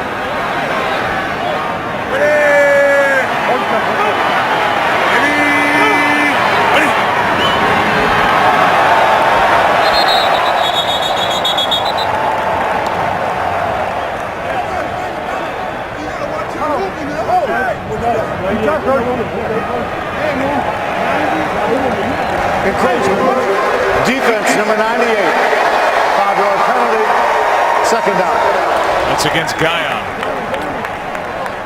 Those are the types of penalties that just get you beat, Joe. We've seen a number of penalties already against the Packers, which have certainly impacted what's happened in this game. But you make a good stop there on 1st down, and you're looking at 2nd down and long, and then encroachment penalty, and you allow the Carolina Panthers to get back ahead of the chains. Nancy.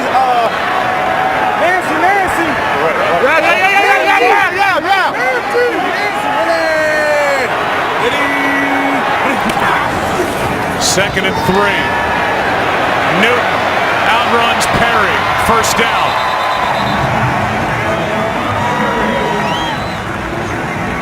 You heard Cam Newton at the line of scrimmage, and he's making the calls and very patient in how he's handling things. And talked about it a little bit earlier. His 5th year in this offensive system. Rob Chudzinski was his offensive coordinator his first 2 years. Mike Shula was on that staff. Ron Rivera wanted some continuity. He kept Mike Shula, named him the offensive coordinator, and Cam Newton is really flourishing with a great deal of confidence now in his 5th year. Our scissors. 47.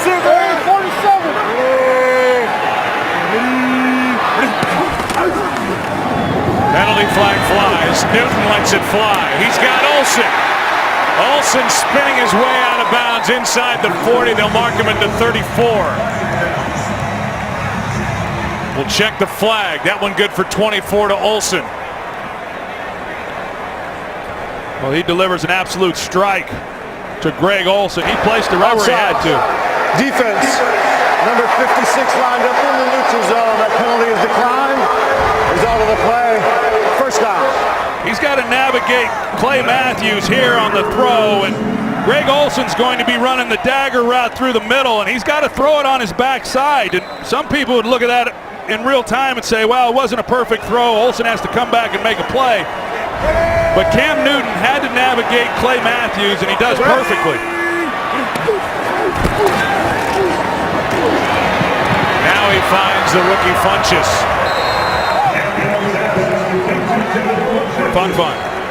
Fun, good for 5. 2nd and 5, and this is an important drive for Carolina after that quick strike at the start of the 2nd half by Green Bay. Carolina got it, went 3 and out, but now their 2nd possession, 2nd half, moving it down the field inside the 30 at the 29.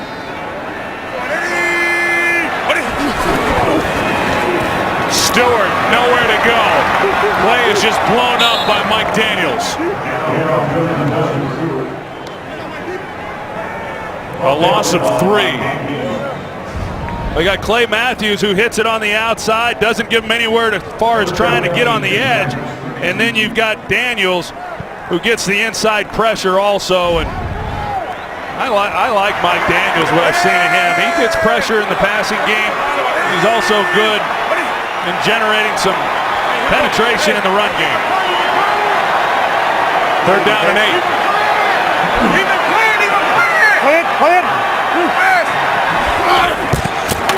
They hand it off on 3rd and 8. And it's Stewart who's got a 1st down.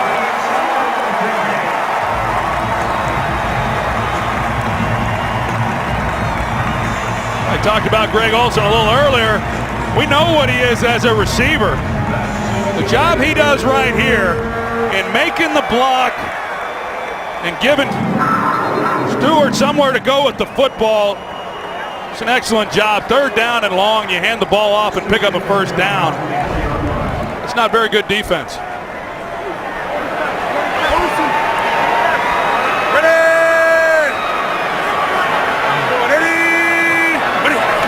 Not a lot of teams have the confidence on 3rd and 8 to hand it off. Here's Brown, who's got a touchdown in this game, good for a 1st down on this 11-yard completion from Newton.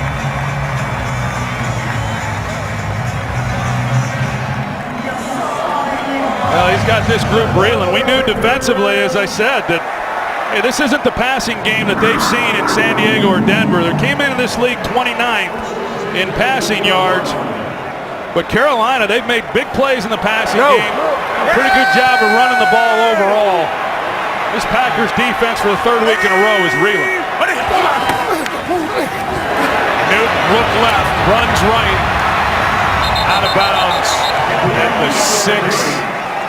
Call it the 5.5. Forced out by Guyon, picks up 7. Dom Capers talks about scoring defense, meaning not allowing the opposition to score. Well, they come into this game top 10 in that category. Trying to hold Carolina out of the end zone here. 2nd and 3. Toss to Stewart. Good play. Hayward, and now he can't get up.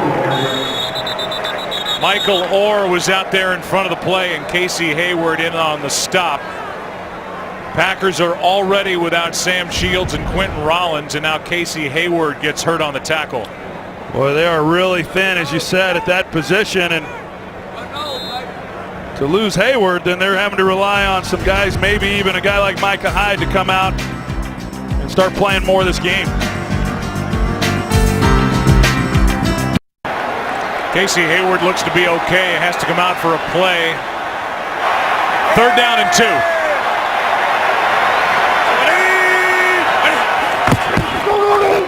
Newton, end zone, incomplete for Cotchery. It's 4th down. And the field goal unit will come on for Carolina. Well, you can see that Cam Newton is really disappointed in himself here. You don't get many more opportunities than that right there to just pitch and catch.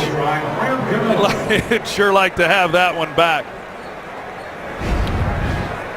2 out of 3 today is Gano. This one from 22.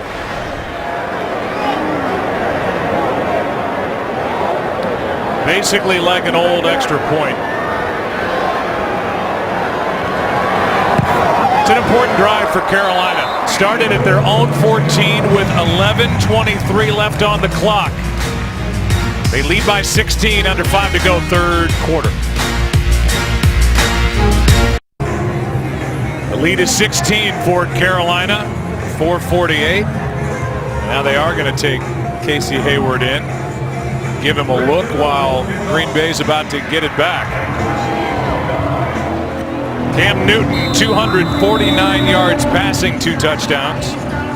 51 yards rushing, 1 touchdown, so a 300-yard day for Cam Newton, 3 touchdowns. His team up 16.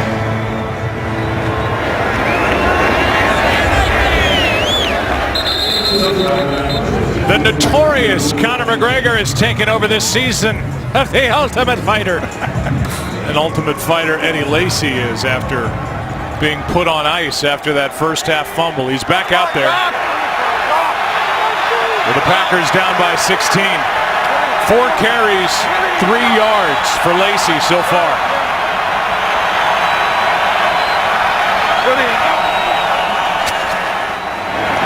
is caught by Adams. Devontae picks up 8.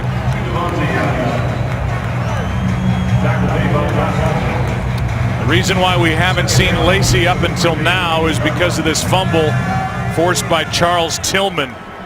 It did not lead to points, but it did lead Lacey to the bench. 2nd and 2. Ready, go.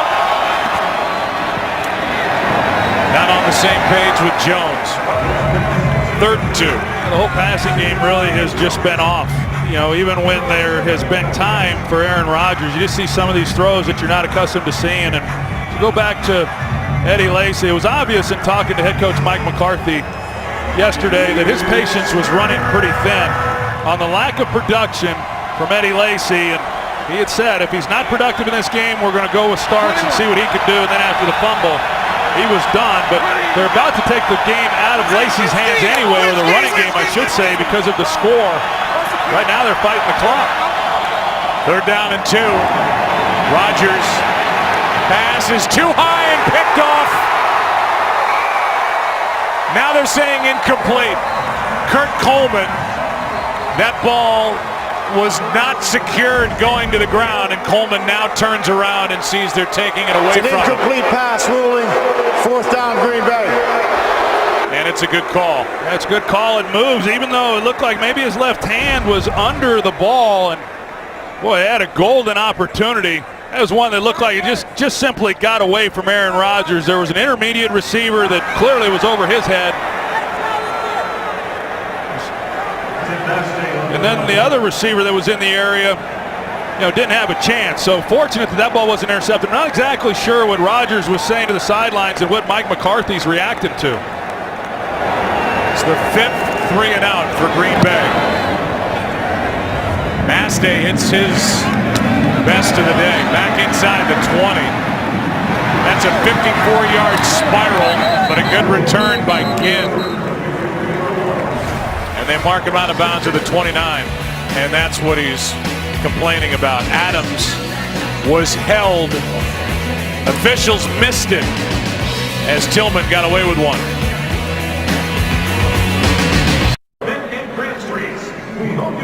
Well, Peanut Tillman, number 31, got away with a jersey grab. Aaron Rodgers saw it. Mike McCarthy saw it.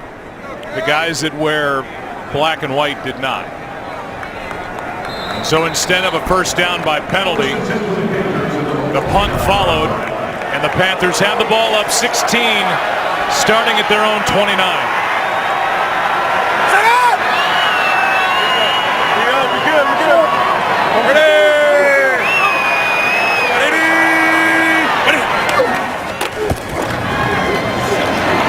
Newton, deep throw, pass broken up. Dixon, the intended target, and Burnett, who's the leading tackler today for Green Bay, was back there defending.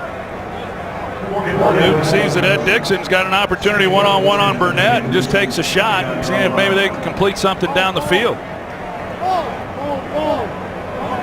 As I said, with the time, 3 minutes, a little over 3 minutes, obviously left here in the third quarter, that the Packers can't afford to give up points, but more importantly, they can't afford drives that eat up a lot of clock. They're all coming. Matthews got there a little late, but a good play up front defensively. Stewart on the carry, and Clay Matthews almost tackled Cam Newton as he was handing it off. He hits it right in the middle. They don't pick him up, and it's a good thing they didn't have play action pass on, or he'd have been sacked. And sometimes when you bring the blitz like that, you open up a running lane, and if you can get past that initial wave, then you're off and running. But the Packers rally behind Matthews' pressure and make a big play. Got to make a stop here on 3rd and long. Blitz again. Pass is incomplete, and now Ginn's looking for a flag and doesn't get it. 4th down. Well, they had an opportunity. See Ted Ginn, he's got the skinny post, and another clean pocket for Cam Newton, and just one that sails on him. So stops the clock with the incompletion, and now the Packers are going to get the ball. with plenty of time. Yeah, 3:03 left. That drive took 50 seconds. That was it.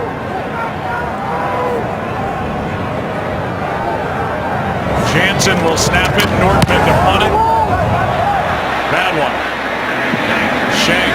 But it takes a good Carolina bounce. They're going to mark it outside the 25 at the 28. Let's recap. Cam Newton over the top for his rushing touchdown of the day. 500 catch of the career of Greg Olsen, good for a touchdown. Long one to Corey Brown. Cam Newton has had better than a 300-yard day in total. Carolina's been all over Aaron Rodgers. They have 4 sacks. And the Packers, who trailed by 20 at the half, are down by 16 with the ball starting at their own 28. Kuechly back out there for Carolina.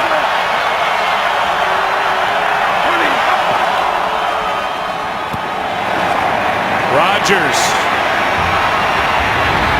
is going to run, pick up as much as he can. The coverage downfield has been really good for Carolina. And they've been doing it in different ways. You know, sometimes we see them locked up in man coverage. That time they're in zone coverage. They've been very disciplined in how they're playing it when they do go to their zone. So in a lot of those looks, Aaron has had some time, as he had on that last play, but just no windows for him to try to squeeze a ball into. 21.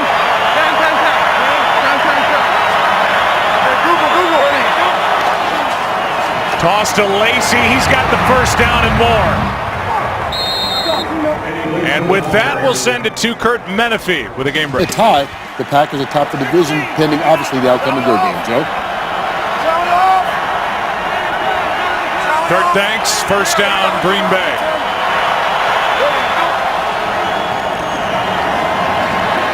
Rodgers down the sideline for Jones. Flag is thrown. Jones is missed.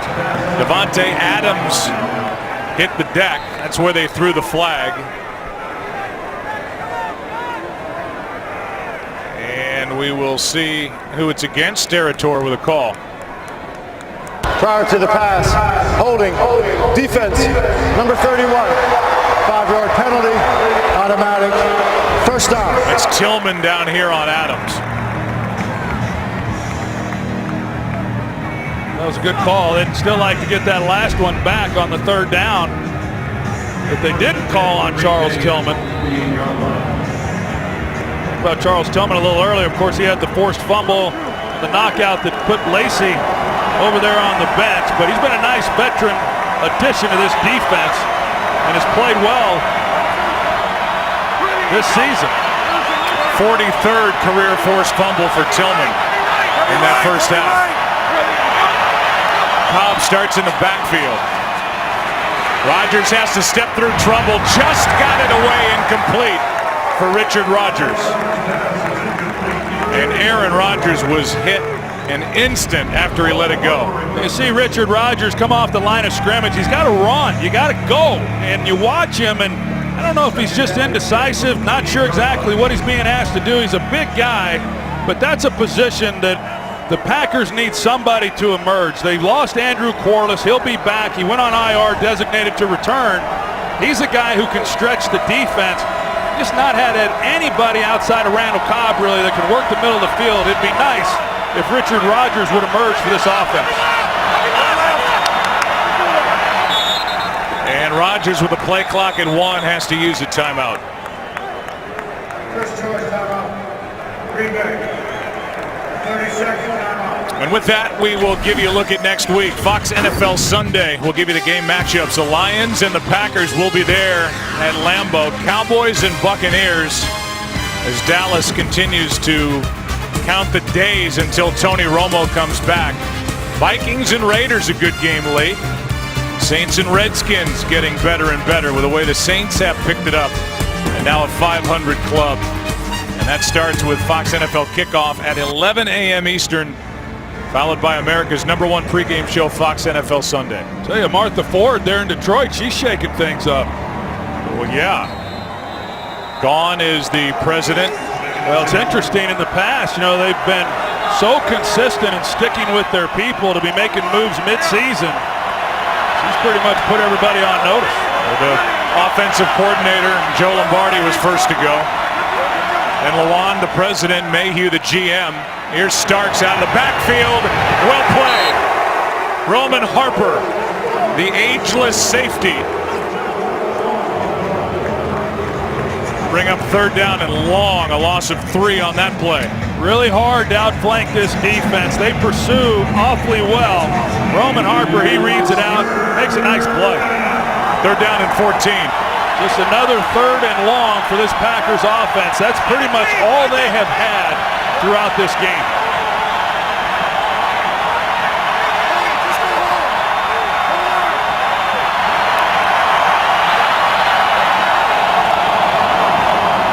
Penalty flag on the play. Pass is dropped by Rodgers. But a flag at the start of it.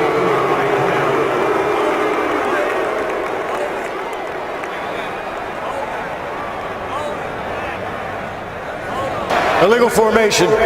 Offense number 75 is not on the line of scrimmage. That penalty is declined. Fourth down. It's been 2+ years now since Green Bay had Jermichael Finley at tight end.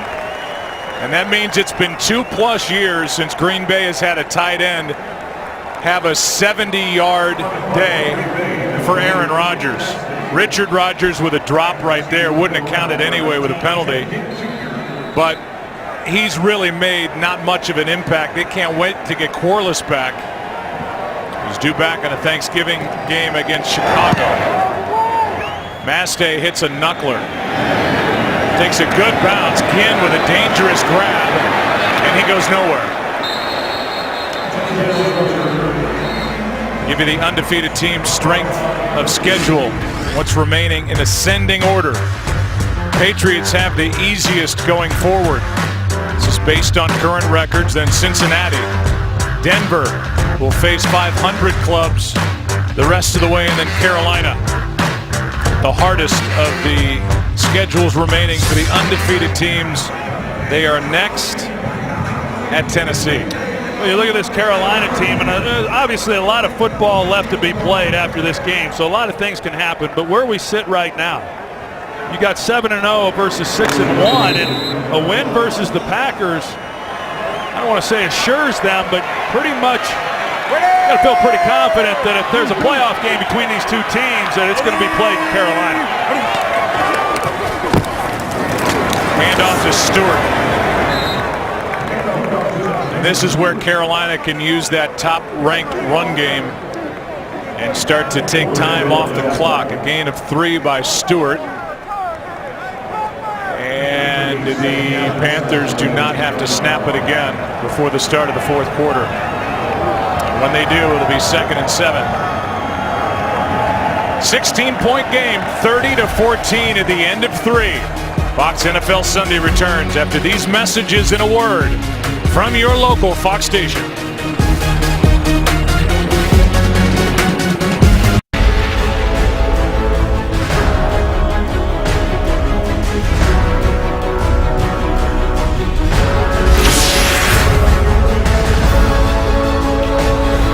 Beginning of the fourth quarter, 2nd down and 7 for the team that leads by 16.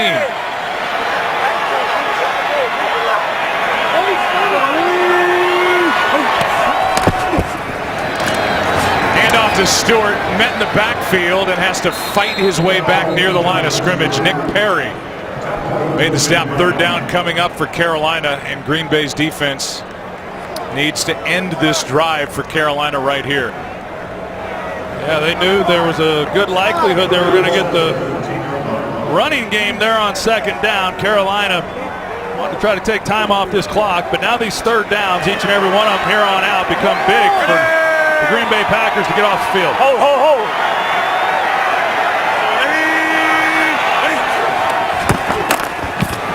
Newton up the middle, and depends on the spot. And now Newton slow to get up. In fact, not getting up until now. And with that right foot, of the official coming in. This is right on the marker. Jake Ryan and Julius Peppers on the stop. But they may have gotten there a second too late. It looks like they're going to pick it up, but you got Jake Ryan, who is in a great position. It just goes to show you that even with the right scheme by Dom Capers, you got a linebacker who's got his eyes on the quarterback there to make a play, and you're just not able to get Cam Newton to the ground before he picks up the first down. He was stopped well short if Jake Ryan's able to come up and make a play, but as I said earlier in this game, at 255, 260 pounds, he's as big as linebackers. McCarthy's got the challenge flag in his hand, and he's going to challenge the spot. The question is, where's the ball when the knee comes down of Cam Newton? Probably worth the challenge. It's close. I mean, he got it literally by the very end of the football. Green Bay is challenging the ruling on the field as it relates to a first down. If they Timeout. move it back at all, it would be fourth down.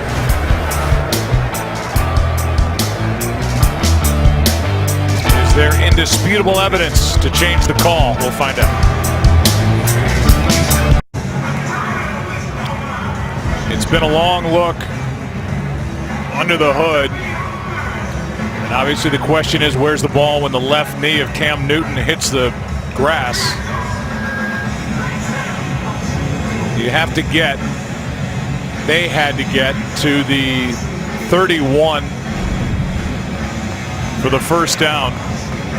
Maybe you split hairs and say he's a little bit short of the 31 when the knee hits down, but it has to be indisputable evidence to overturn the call. And we'll get it here in a moment from Gene Steratore. But if they move it back 2 inches, it's fourth down. After review, the ruling on the field has changed. When the runner's left knee hits the ground to put him down by contact, the football is at the 20-yard line, 3/4 yard. It will be 1/4 yard short of a first down. Fourth down, Carolina. Green Bay is not charged a timeout.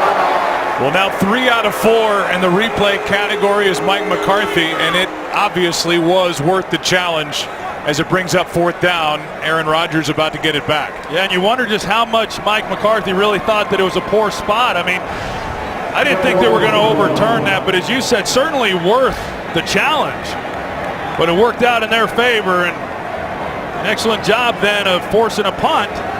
Riverboat Ron backed up here. No way he's going for it here on fourth down. No, you have to take into consideration that only 14 minutes left in the game. It's a 16-point game, albeit a 2-score game, if you want to look at it that way. But you have to punt. Northman hits it. On the return, it's Hyde, and that's well covered downfield. And a good play is made by David Mayo. And here's the tackle. Hyde had a little room after Mayo, but number 55 didn't miss. It's a good play. You know, we came on the air talking about the bigger picture in the NFC. And right now, when you have 7-0 taking on 6-1, this is a big one looking toward the end of the season for seeding in the playoff picture. Yeah, I think for Green Bay, you know, they come into this game not even really giving a lot of consideration as to what this may mean down the road. You know, they're just looking to get back on track offensively, whereas when we visited with Ron Rivera, he didn't talk to his team about it, but he said, hey, we're well aware of what's at stake and what this may potentially mean down the road come January. Justin Perillo takes over at tight end as they run it with Starks. And needing quick strikes. Again, it's a 2-score game if you want, adding in 2-point conversions. A pickup here of just 2. Well, it's the best field position, some of the best field position they've had all day, so at least they got the ball here almost at midfield, see if they can get something going. Here's Starks left side. They run it twice here to start this drive. Out to the 46. Here's Kurt with a game break. Joe, throw it in. So after the coaching change, a good response by the Titans. Good game there. Another shootout in New Orleans. 3rd down and 4 here.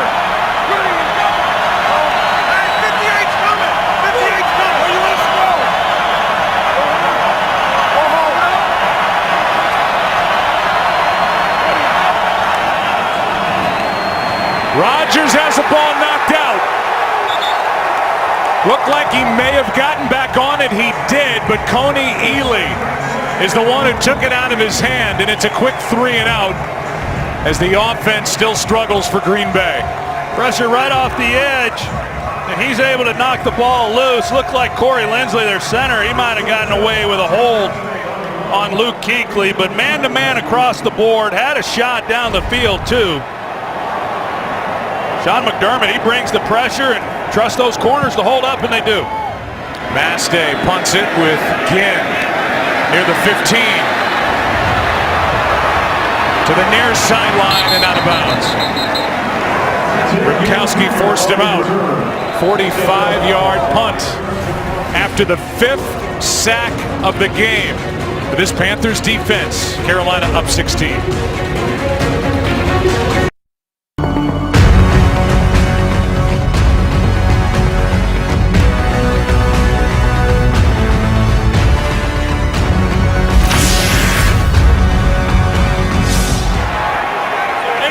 Cam Newton takes over at the 26.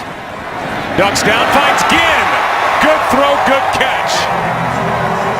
Ginn got the attention last week for dropping what could have been the game-winning touchdown pass in overtime. But talking to Ricky Prohl, he says Ted Ginn is running great routes, and he's really impressed these Panthers this year. Well, he's getting his opportunity to play wide receiver, and I tell you, I'm liking this sidearm action that old Cam Newton's got going in the pocket. You know, he's completing 50% of his passes in this game, just 12 completions.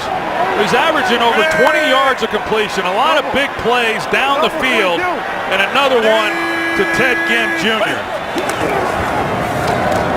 Here's Stewart. Daniels can't bring him down.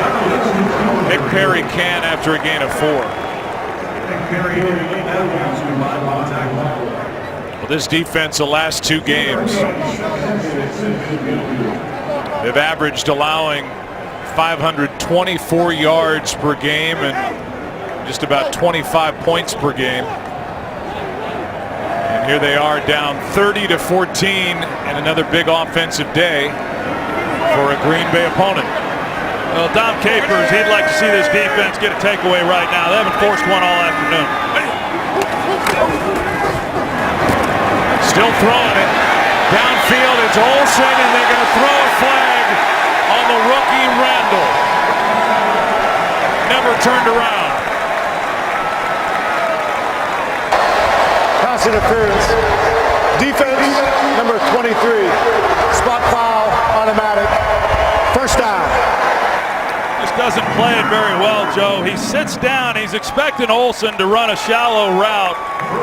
He plants on his heels. Olsen runs right by him, and at that point, he was toast. I mean, it's either going to be a touchdown down the field. A ball was a little underthrown. He comes back, but he doesn't make a play on it, and that's some of the inconsistency that you're going to see from a young player. 34-yard penalty.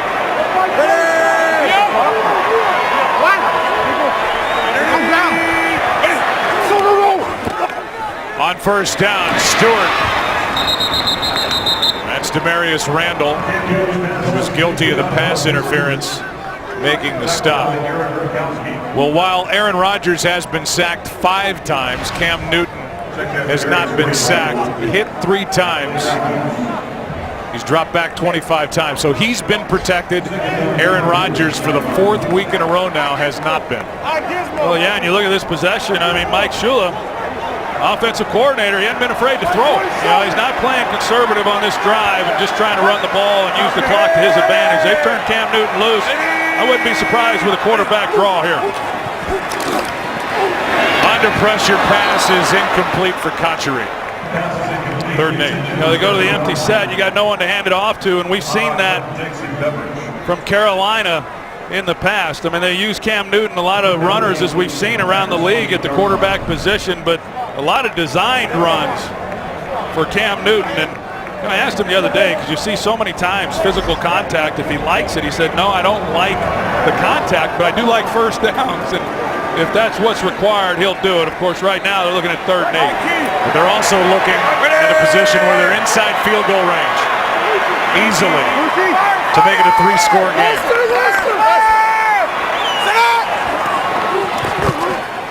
Newton slings it. Funches touchdown.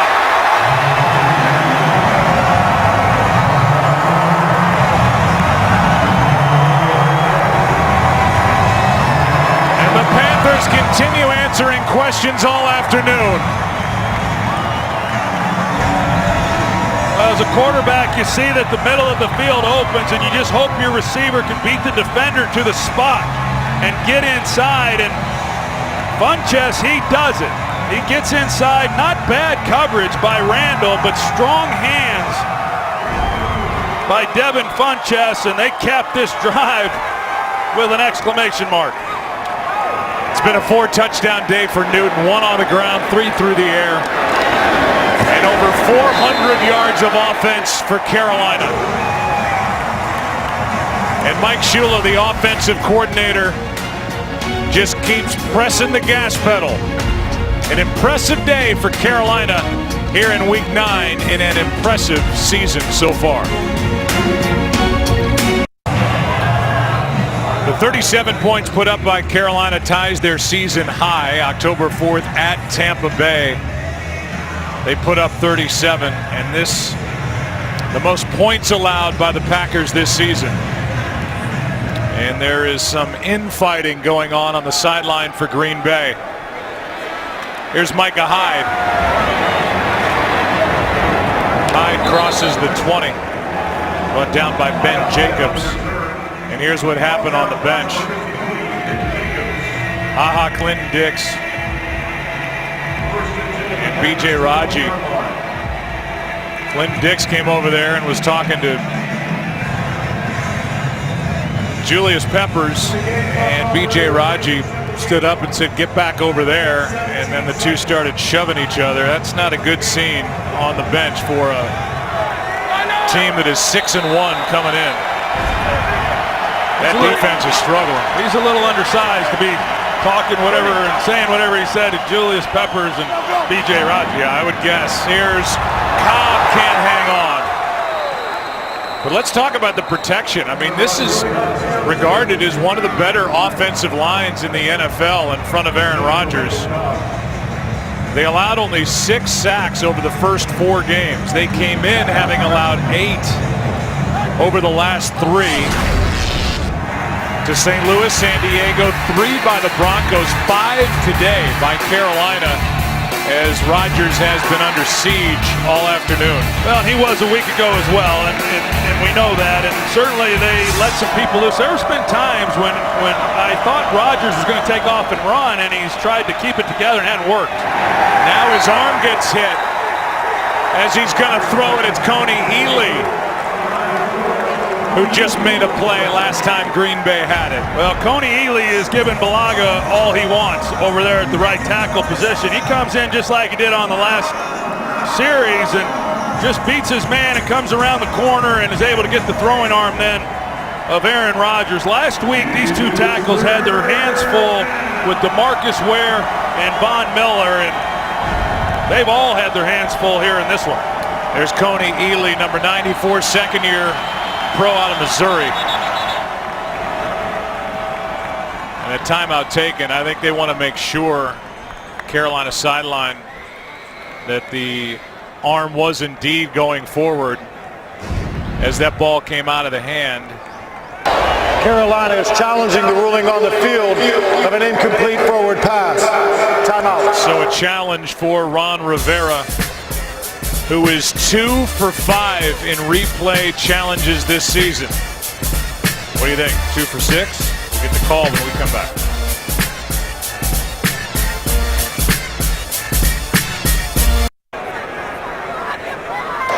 After review, the ruling on the field of an incomplete pass is confirmed. Quarterback had possession as his arm started to move forward, therefore it's an incomplete pass. Carolina will be charged with its first timeout of the half. Seems like that line moves weekend after weekend, and when you think you know what they're going to call on the field or in review, you just have to wait and find out. The call of incomplete pass is confirmed. We're talking to Mike Pereira during the break, talking about needing total control of the ball with the arm going forward. That's a tough sell. Either way, it's 3rd down and 10. Pass is caught by Adams for a 1st down. And the Panthers hurry up, but one of the Panthers, it looks like Josh Norman, as the Packers were running to the line, and it is Josh Norman, was hurt on that play. Looked like that right arm was extended. So they check on Norman, their terrific corner. Take a break. In hockey, they would call it an upper body injury. It was something on Norman, not the legs. Looked like he landed on that right shoulder with his arm extended. Able to get up, get to the sideline. 1st down, Green Bay.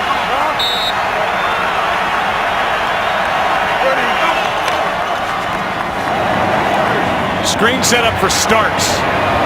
Good blocking out front. Starks with a big one down to the 35. Brought down by Tillman with under 9 to go. A 30-yard catch and run.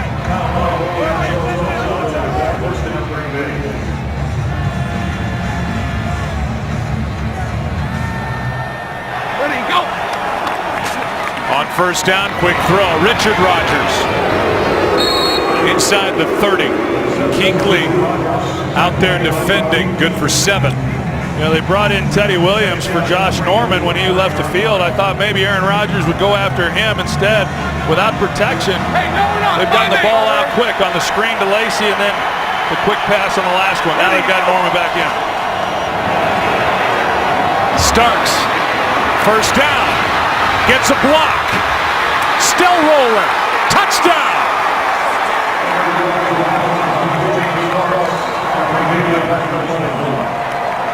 Green Bay's not finished yet. 29 yards for James Starks, and Kuechly is down again. Well, 2 big pass plays on the screen to Starks, and we'll see whether or not he was across the goal line. That one will be close as well. This time they come out to the right side to Starks. Been getting pressure on Rodgers. They run the screen successfully earlier. 2 plays earlier. They come back to Starks. Good job of running after the catch. We'll take a look at this and see if in fact he broke the plane. It's a scoring play, so the automatic review.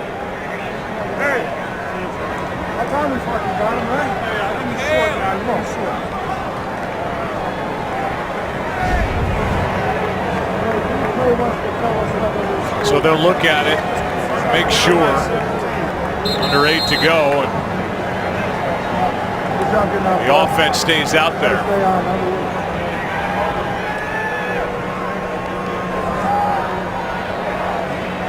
They're going to give a look at it under the hood now. So this is close enough for Sterator to come to the sideline and make sure that the ball crossed that plane of the goal line before the knee hit down.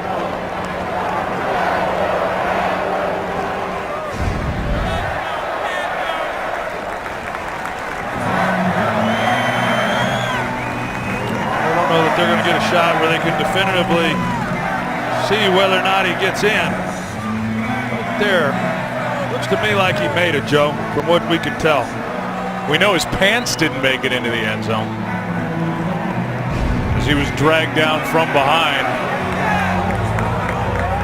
I'm with you. It looked like, at least we haven't seen anything that would change the call on the field, but I'll say again, it's why Mike Pereira is the most underpaid man at Fox Sports. I don't know what he's pulling down, but we lean on him.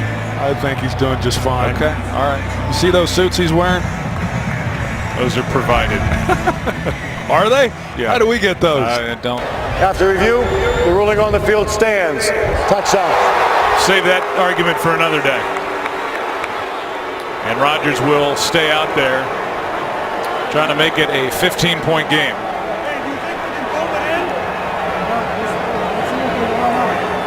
This is interesting that they're going for it here, Joe, as far as a 2-point conversion. You make it a 15-point game, yes, but if you miss it, it's a 3-possession game. Kick the extra point, you're down 16. You still got to convert the 2, but a little surprised by Mike McCarthy going for 2 here at this point in the game. Yeah, at some point you're going to have to get the 2-point conversions. But you're right.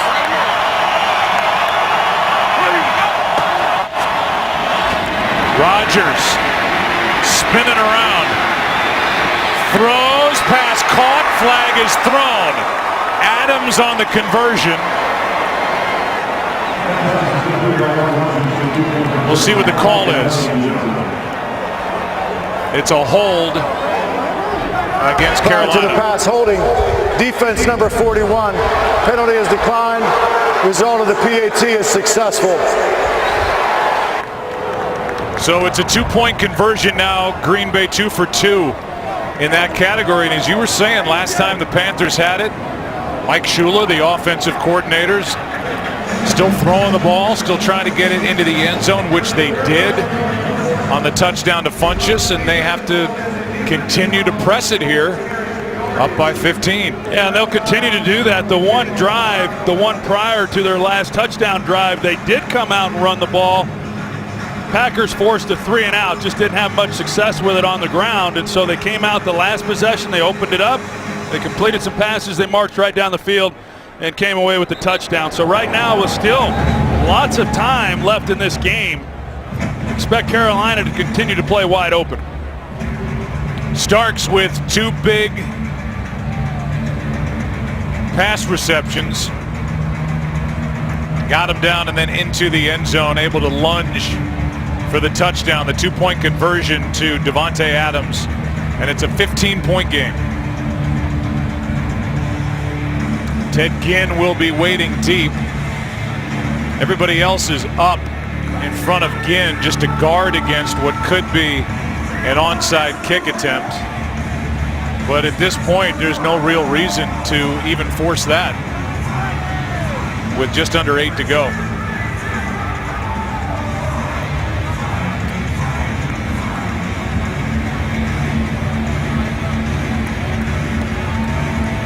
Right now, Carolina, the way they're set up, they will give Crosby the touchback.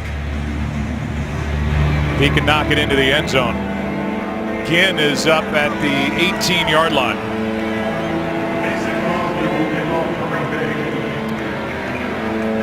This more preventative than expectant on the part of Carolina, I would imagine, just to make sure.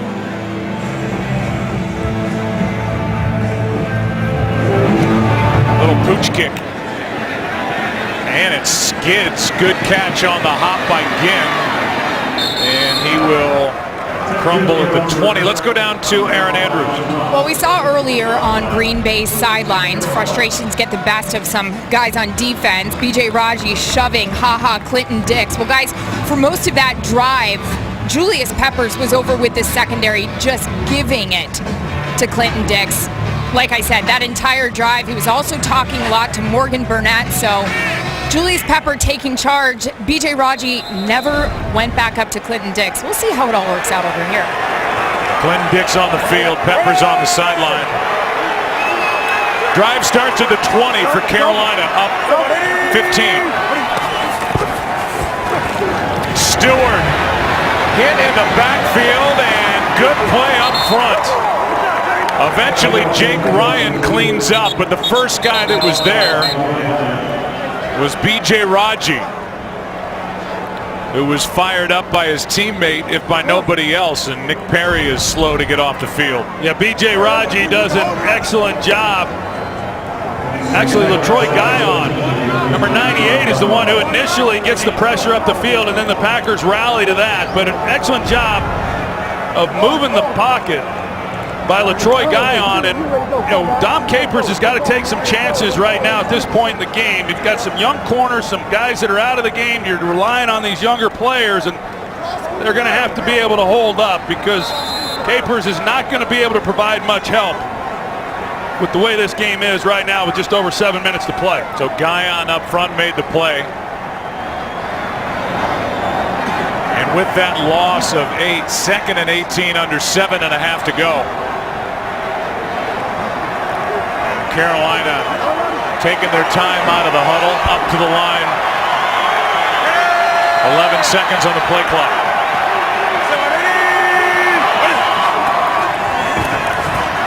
Newton, sideline, pass caught by Olsen. Goodson on the stop. They're going to mark him out at the 25. And out of bounds, stopping the clock for the moment at 6:59 to go. 3rd down coming up. A good route by Greg Olsen. He's able to get Goodson turned around, but he recovers and then is able to make the tackle as soon as Olsen is coming down with the football. But right now, 3rd and 5, and as I said, each one of these become really important for this Packers defense and preserving time on the clock and giving this offense an opportunity. See the yards piling up against this Green Bay defense. From San Diego to Denver, now here, Carolina. Big 3rd down. Newton fires, pass broken up. And no flag is thrown. Funchess the intended target with Randall in coverage. It's 4th down. And we'll give it another look. Yeah, we'll take a look. This is the one they scored the touchdown on earlier. Contact looked like Randall got a hold of the left arm well before the ball got there and contact was made. They get away with it. Stops the clock with the incompletion. So still lots of time left in this game for this Packers team. It's a big stop on 3rd down. No call. Nortman hits it. And a fair catch. Called for by Hyde. If you love winning teams, check out the new comedies on Fox. Grandfathered with John Stamos and The Grinder with Rob Lowe. Fresh, fun, and bring big league laughs. It's all new Tuesday, right here on Fox. Well, there's not a Packer fan watching this game who has seen number 12 do his thing over the years, who doesn't think the Packers have a chance. Down 15, 2 timeouts on the scoreboard, and just under 6.5 to go. Well, they had some success with the screen passes to James Starks. We'll see whether or not they continue with that or if that has any impact on his pass rush as Carolina front. Kuechly back out there. Pass is behind Cobb. Rodgers had him throw a little behind him, 2nd down. Boy, he had him all right. He got Cobb, who versus man coverage is open across the middle. If you're able to get that in his hands where he can catch it and run, he was going to get a lot of yardage out of that. Rodgers clearly upset with himself. Does have a touchdown. At the 53-yarder. They made it 27-14. On 2nd down. Good coverage downfield. Rodgers over the middle, pass caught Cobb. And Aaron Rodgers moving around in the pocket, good for 20 to Cobb. How about that catch by Randall Cobb? Not an easy play for him to make, and Rodgers keeps it alive. Excellent completion.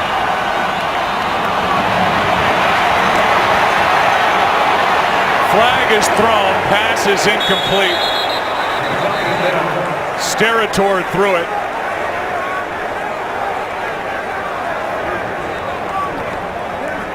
Rodgers was in the pocket.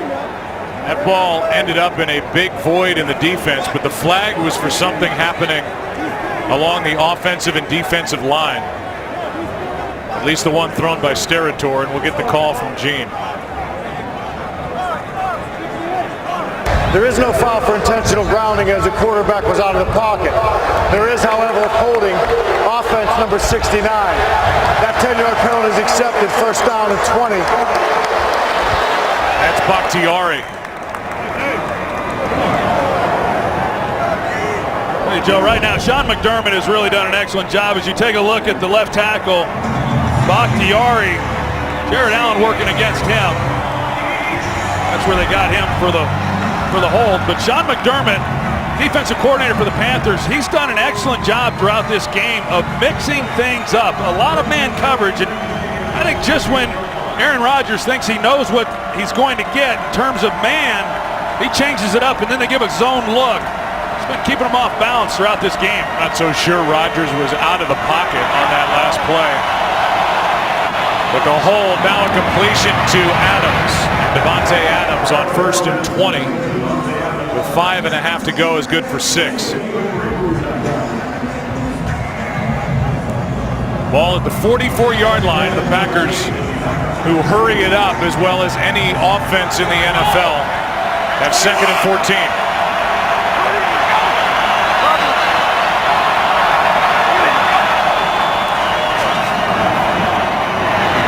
Pass is behind Cobb. And Aaron Rodgers ends up on his back.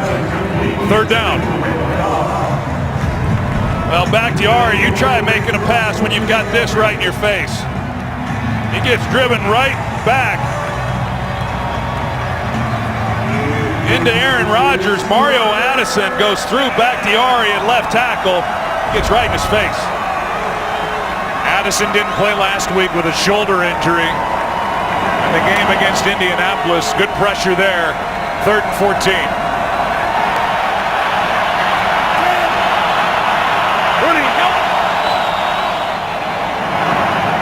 Just slinging it down the sideline, not close to Jones.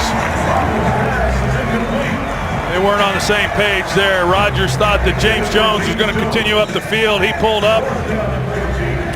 Brings up 4th and long here. And Rodgers forced for it. Yeah, forced to go for it here.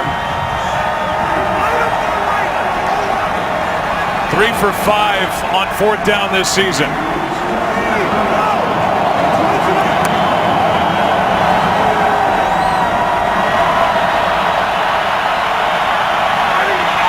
They've been working inside to Randall Cobb, and they've also got Devontae Adams at the bottom. Blitz. Rodgers spins out of it. Pass is caught for the 1st down by James Jones. What a play by Rodgers and a great catch on the back end by Jones. And who was in coverage? Josh Norman. As Rodgers stays alive, he's got to put it up high in order to give Jones a chance, and then it's a jump ball, and it goes through the hands there of Josh Norman, and what a catch by James Jones. All Norman's got to do there is knock it down. Jones with a great catch. Now Starks down inside the 5, knocked down by Kuechly. And it'll be 1st and goal from the 3. And the Packers are very much alive now. That one good for 17. This defense had blew a 17-point lead last week against Indianapolis. Huffing and puffing. Oh, 60, oh!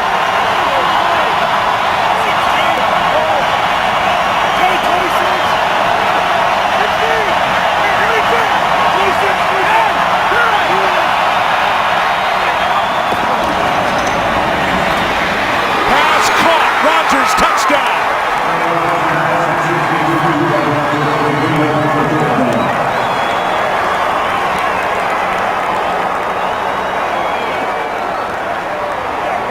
The reason they had a chance, this play by Rodgers on 4th and 14.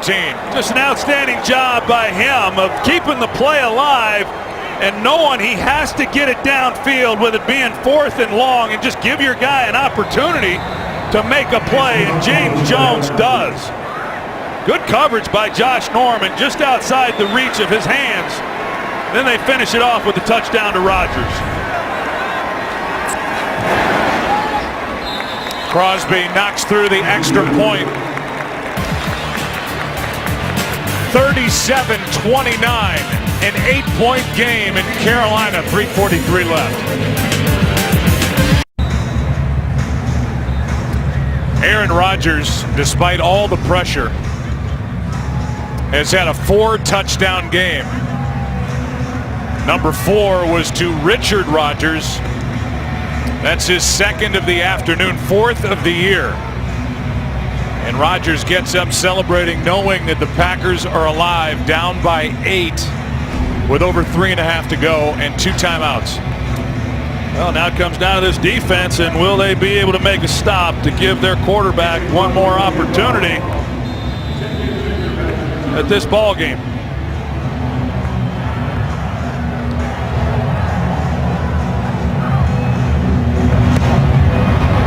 This time Crosby does drive it deep with Ginn up out of the back of the end zone, and with 3:43 to go.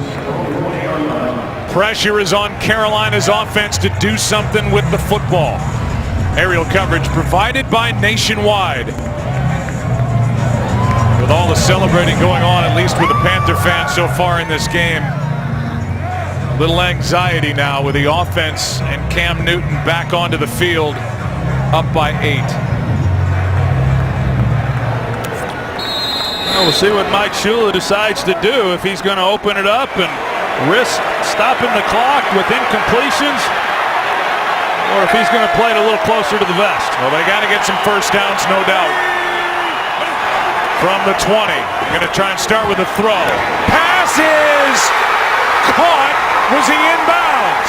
Interception by Demarius Randall. A bobble along the sideline, but he secured it before going out as he stepped in front of Ted Ginn. An outside breaking route, you have to lay it out on the boundary. It's thrown behind, and Randall's in a spot. Now, does he get in? It looks to me, Joe, well, the ball's still moving at that point. It's a turnover, so they'll look at it. The call is interception. And the question will be, when did he gain complete possession? Yeah, that's going to be close. Looks like just about the time he's starting to gain possession. Ginn wisely goes after the ball. Previous play is under review. It looks to me like that's going to be ruled an incompletion. Just as he starts to gain it, the ball then gets knocked loose again, and he's not able to get that left foot down. And right there, even a little bobble at the end. I was going to disagree with you, but that little move at the end with the ball coming out, and Mike Pereira's with us back in Los Angeles. Good work by Ginn to slap at the football. What'd you see from back in LA, Mike? I think the slap of the football comes with the timing of the second foot hitting the ground, and the ball came loose actually just when the second foot hit the ground there.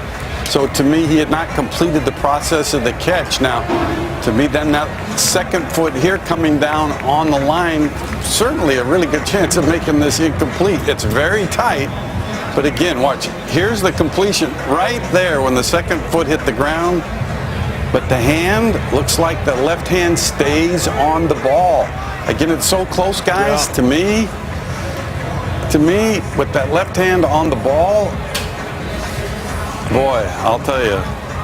Hey, the more you look at it, right hand stays on the ball. Yeah, the more you look at it, it's this little extra piece right here at the end where Randall's still really trying to get total possession of the ball that I think might ultimately cost him the interception. But I know where you're going, Mike, which is the call on the field is interception.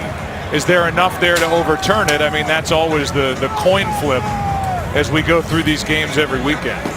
And did he secure the football perhaps before the ball got knocked by Ted Ginn? I mean, it looks like maybe they may rule that he had possession.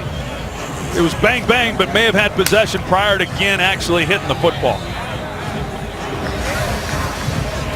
Yeah, a lot of things to discuss here from the whole thing now. Had he had the ball long enough to become a runner? And then did he maintain that control? And again, you always got to think of what was ruled on the field, which was interception. Here it is again. Great play by Ginn. The ball's moving. The left foot hits out, and they are really giving this a long look under the hood. Carolina led this game with just under 8 minutes left by 23 points, 37-14. Now it's an 8-point game, and we'll get the call from Gene Steratore.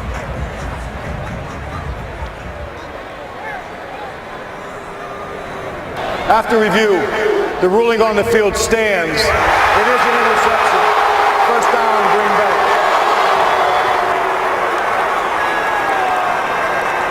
So they stay with a call on the field. The ball moving, the interception stands, and a big play by Randall, who was guilty of a pass interference earlier in this second half. Well, the young corner's growing up. We saw a couple weeks ago he makes a big-time play against San Diego, which secures that win over the Chargers, and now makes a big interception that gives life to this Packers team with an opportunity to try to tie this score up. Second interception for the rookie Demarius Randall, first-round pick out of Arizona State. That possession lasted 5 seconds for Carolina.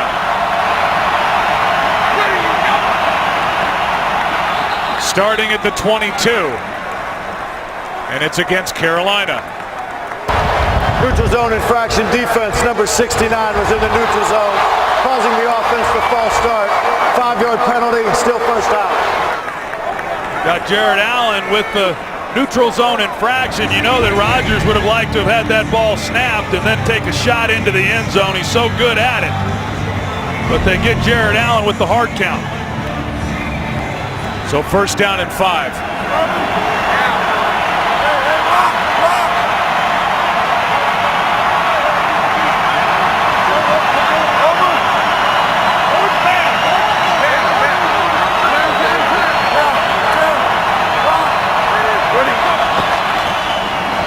Here's Starks, nothing there. Davis was in there for Carolina, along with Allen. No gain. Under 3.5 to go. Time not a factor at all. Right now, Green Bay, they've converted 1 2-point conversion already in this game. They need a touchdown and one more. Second and 5.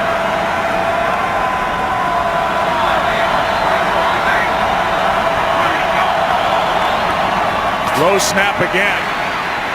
Incomplete for Starks. Third down and 5.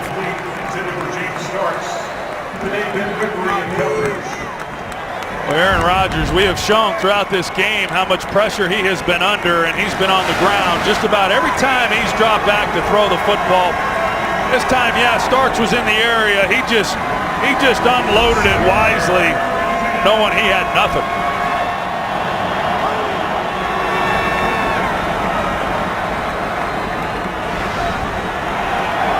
Been sacked 5 times. Play clock at 2. Timeout, Green Bay. We'll give you a recap.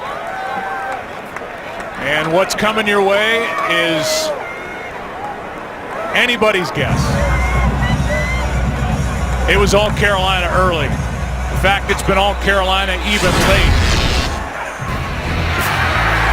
Here's Funchess. A forced fumble by Ely. Some infighting on the bench by the Green Bay defense. The huge play on 4th and 14 that led to this, to Richard Rodgers. And with the extra point tacked on, this has become an 8-point game. And then Demarius Randall, able to secure the catch before he stepped out of bounds on the interception. After an early penalty against this defense for Carolina, now it's 3rd down and 5.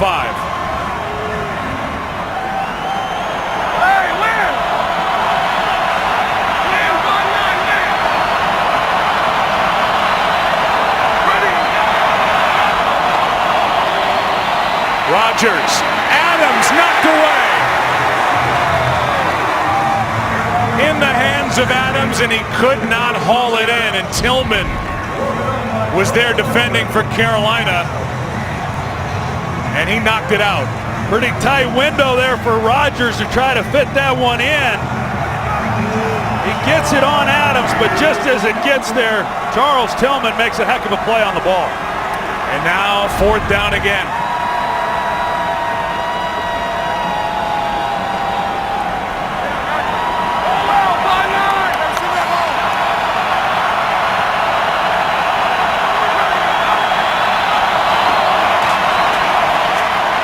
Rodgers, pass is caught.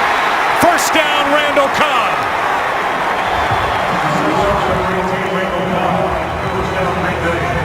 Big catch on 4th and 5, good for 8.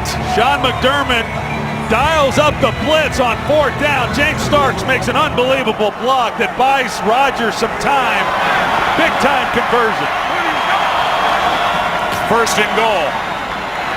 Incomplete for Cobb. Let's go back to that 4th down. You're going to see Starks come up and pick this blitz up. Thomas Davis, we've seen a number of times in this game him get a free look. This time he picked up one-on-one. Rodgers sticks it on him. That's big time. Good throw by Rodgers. Strong catch by Cobb. Now 2nd down and goal.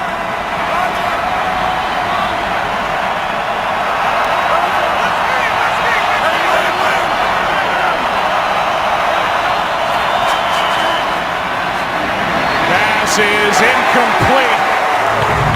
Cobb the target. Harper in coverage, no flag.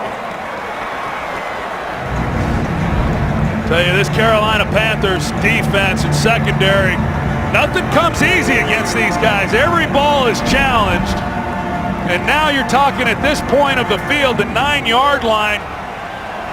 There's just not a lot of room to try to create yourself some windows to fit the ball in. Anything that happens here is going to be contested.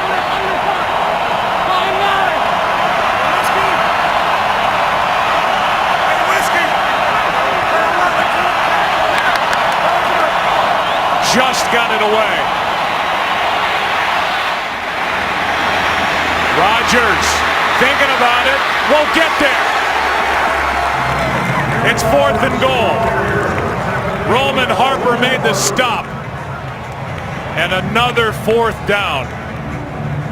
And it will happen at the 2-minute warning. That's where we are. This has turned into some game. Rodgers and the Packers have not quit. 4th down and goal when we come back. 2 minutes left in Charlotte.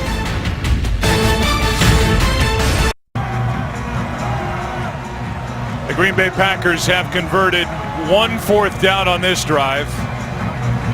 2 4th downs if you go back to their last possession. A 4th and 14, a 36-yarder to James Jones. 4th and 5, a 9-yarder to Randall Cobb. And now it's 4th and goal. Well, Tom Clements has had a lot of time to think about this play and what they're going to do. Sometimes in this situation you move the pocket, but if you do, you're cut the field in half. Been under a lot of pressure. See if they're able to block him up, give him some time to get somebody open. 2 minutes left.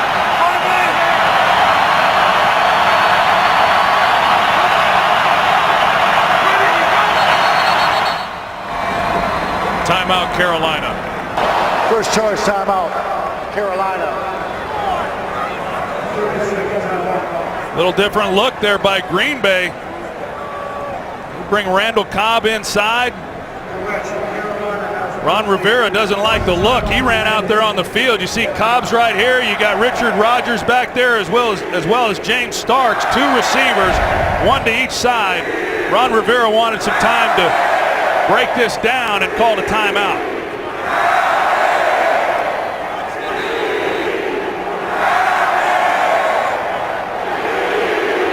It's Aaron Rodgers doing the talking in that little meeting. As the reigning NFL MVP will go back to the huddle and try and figure out what to call on 4th and goal.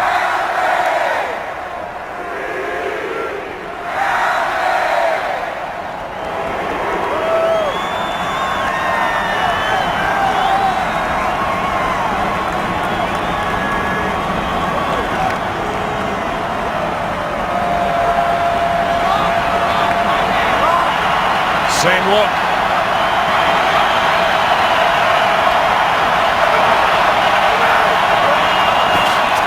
Cobb in motion. Rodgers in trouble. Throws, picked off. Intercepted by Davis. Panthers take over.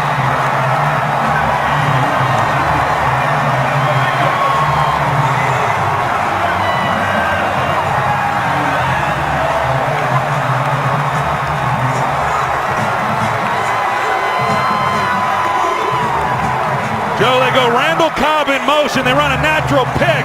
It frees him up to the flat for the touchdown. But Brian Bulaga, the right tackle, gets pressure right back into Aaron Rodgers' face. Mario Addison, and it gets Rodgers off of the throw. Randall Cobb is in the flat. As you're going to see here, they run the natural pick.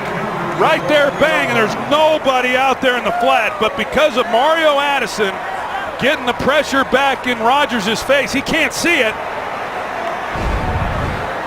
And that's the ball game. Only one timeout left for Green Bay.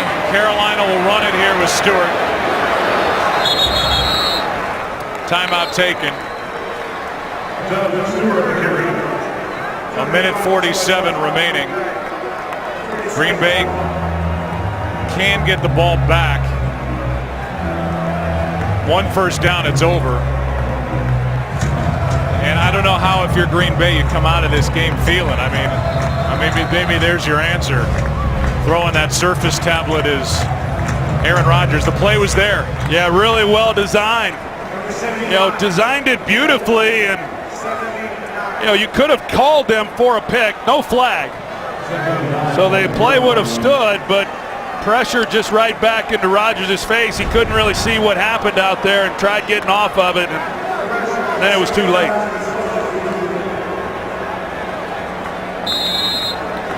For Aaron Rodgers, sacked 5 times. A 4-touchdown game, but that interception, if the Green Bay Packers get it back, they will have no timeouts remaining as Tolbert carries it. Needing to get down the field into the end zone for the touchdown, then tack on the 2-point conversion, as it will be 3rd down, and Rodgers just hanging his head over on the sideline. And when they look at that play and how it unfolded, what they called, they'll be sick that the pressure forced Aaron Rodgers into a position where he couldn't find Randall Cobb. Yeah, if you know right away that they're in man and the guy was picked, and then you are able to lay it, but I can just tell you that you've got big bodies in your face, and Brian Bulaga at 6'5", and he's being pushed back, and you can't always see what's out in front. That's what got him off the throw. Timeout taken by Carolina. Final charge timeout, Carolina. A 30-second timeout. So basically, with one more play, it'll be a run from Carolina. The game clock will wind down, and you're looking at under 20 seconds when Green Bay gets it back. There's the pressure, and there's Aaron Rodgers, who I'm sure saw on that picture how open, wide open Randall Cobb was. Well, you go into a game and you have some plays that when you get into these types of situations, what can you go to? And Tom Clements and Mike McCarthy, they anticipated man coverage in that situation. They got exactly what they wanted. And Aaron Rodgers, you saw his reaction once he saw for himself what he had. See how the protection has been breaking down as the weeks have gone on. 3 last week at the hands of the Broncos, 5 today.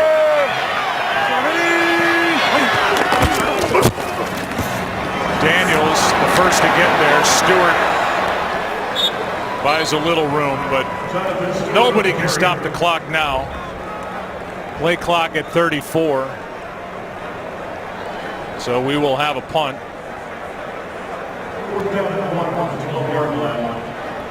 And if you're Carolina,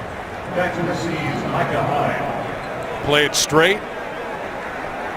Obviously, the safety is always in play if you wanted to go that direction.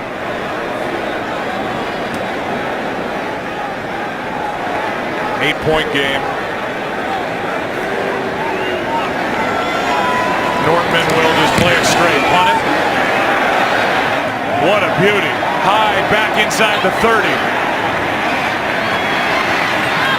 Penalty flag on the play as Hyde is tripped down short of the 45 by Kirk Coleman. Only 6 seconds left.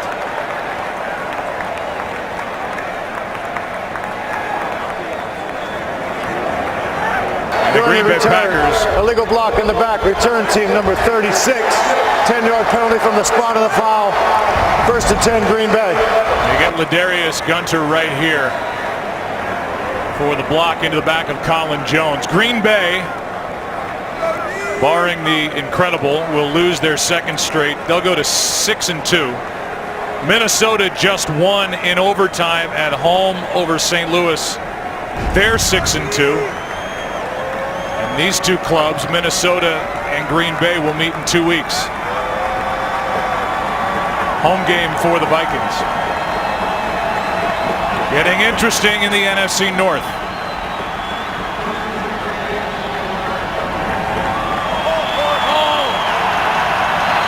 Ready, go! Ready, go! The laterals begin. Starks caught it. Adams throws it. They have yet to really go forward yet, and that's it. Carolina wins it by 8, 37-29. And the Panthers continue their streak. 12 straight victories in regular season games. And they're 8-0 to start 2015. Definitely a statement game for the Panthers here at home. And the home underdog Carolina Panthers win it by 8 over the visiting Green Bay Packers. We'll take a break. And they'll pick it up in LA on the other side. Carolina by 8.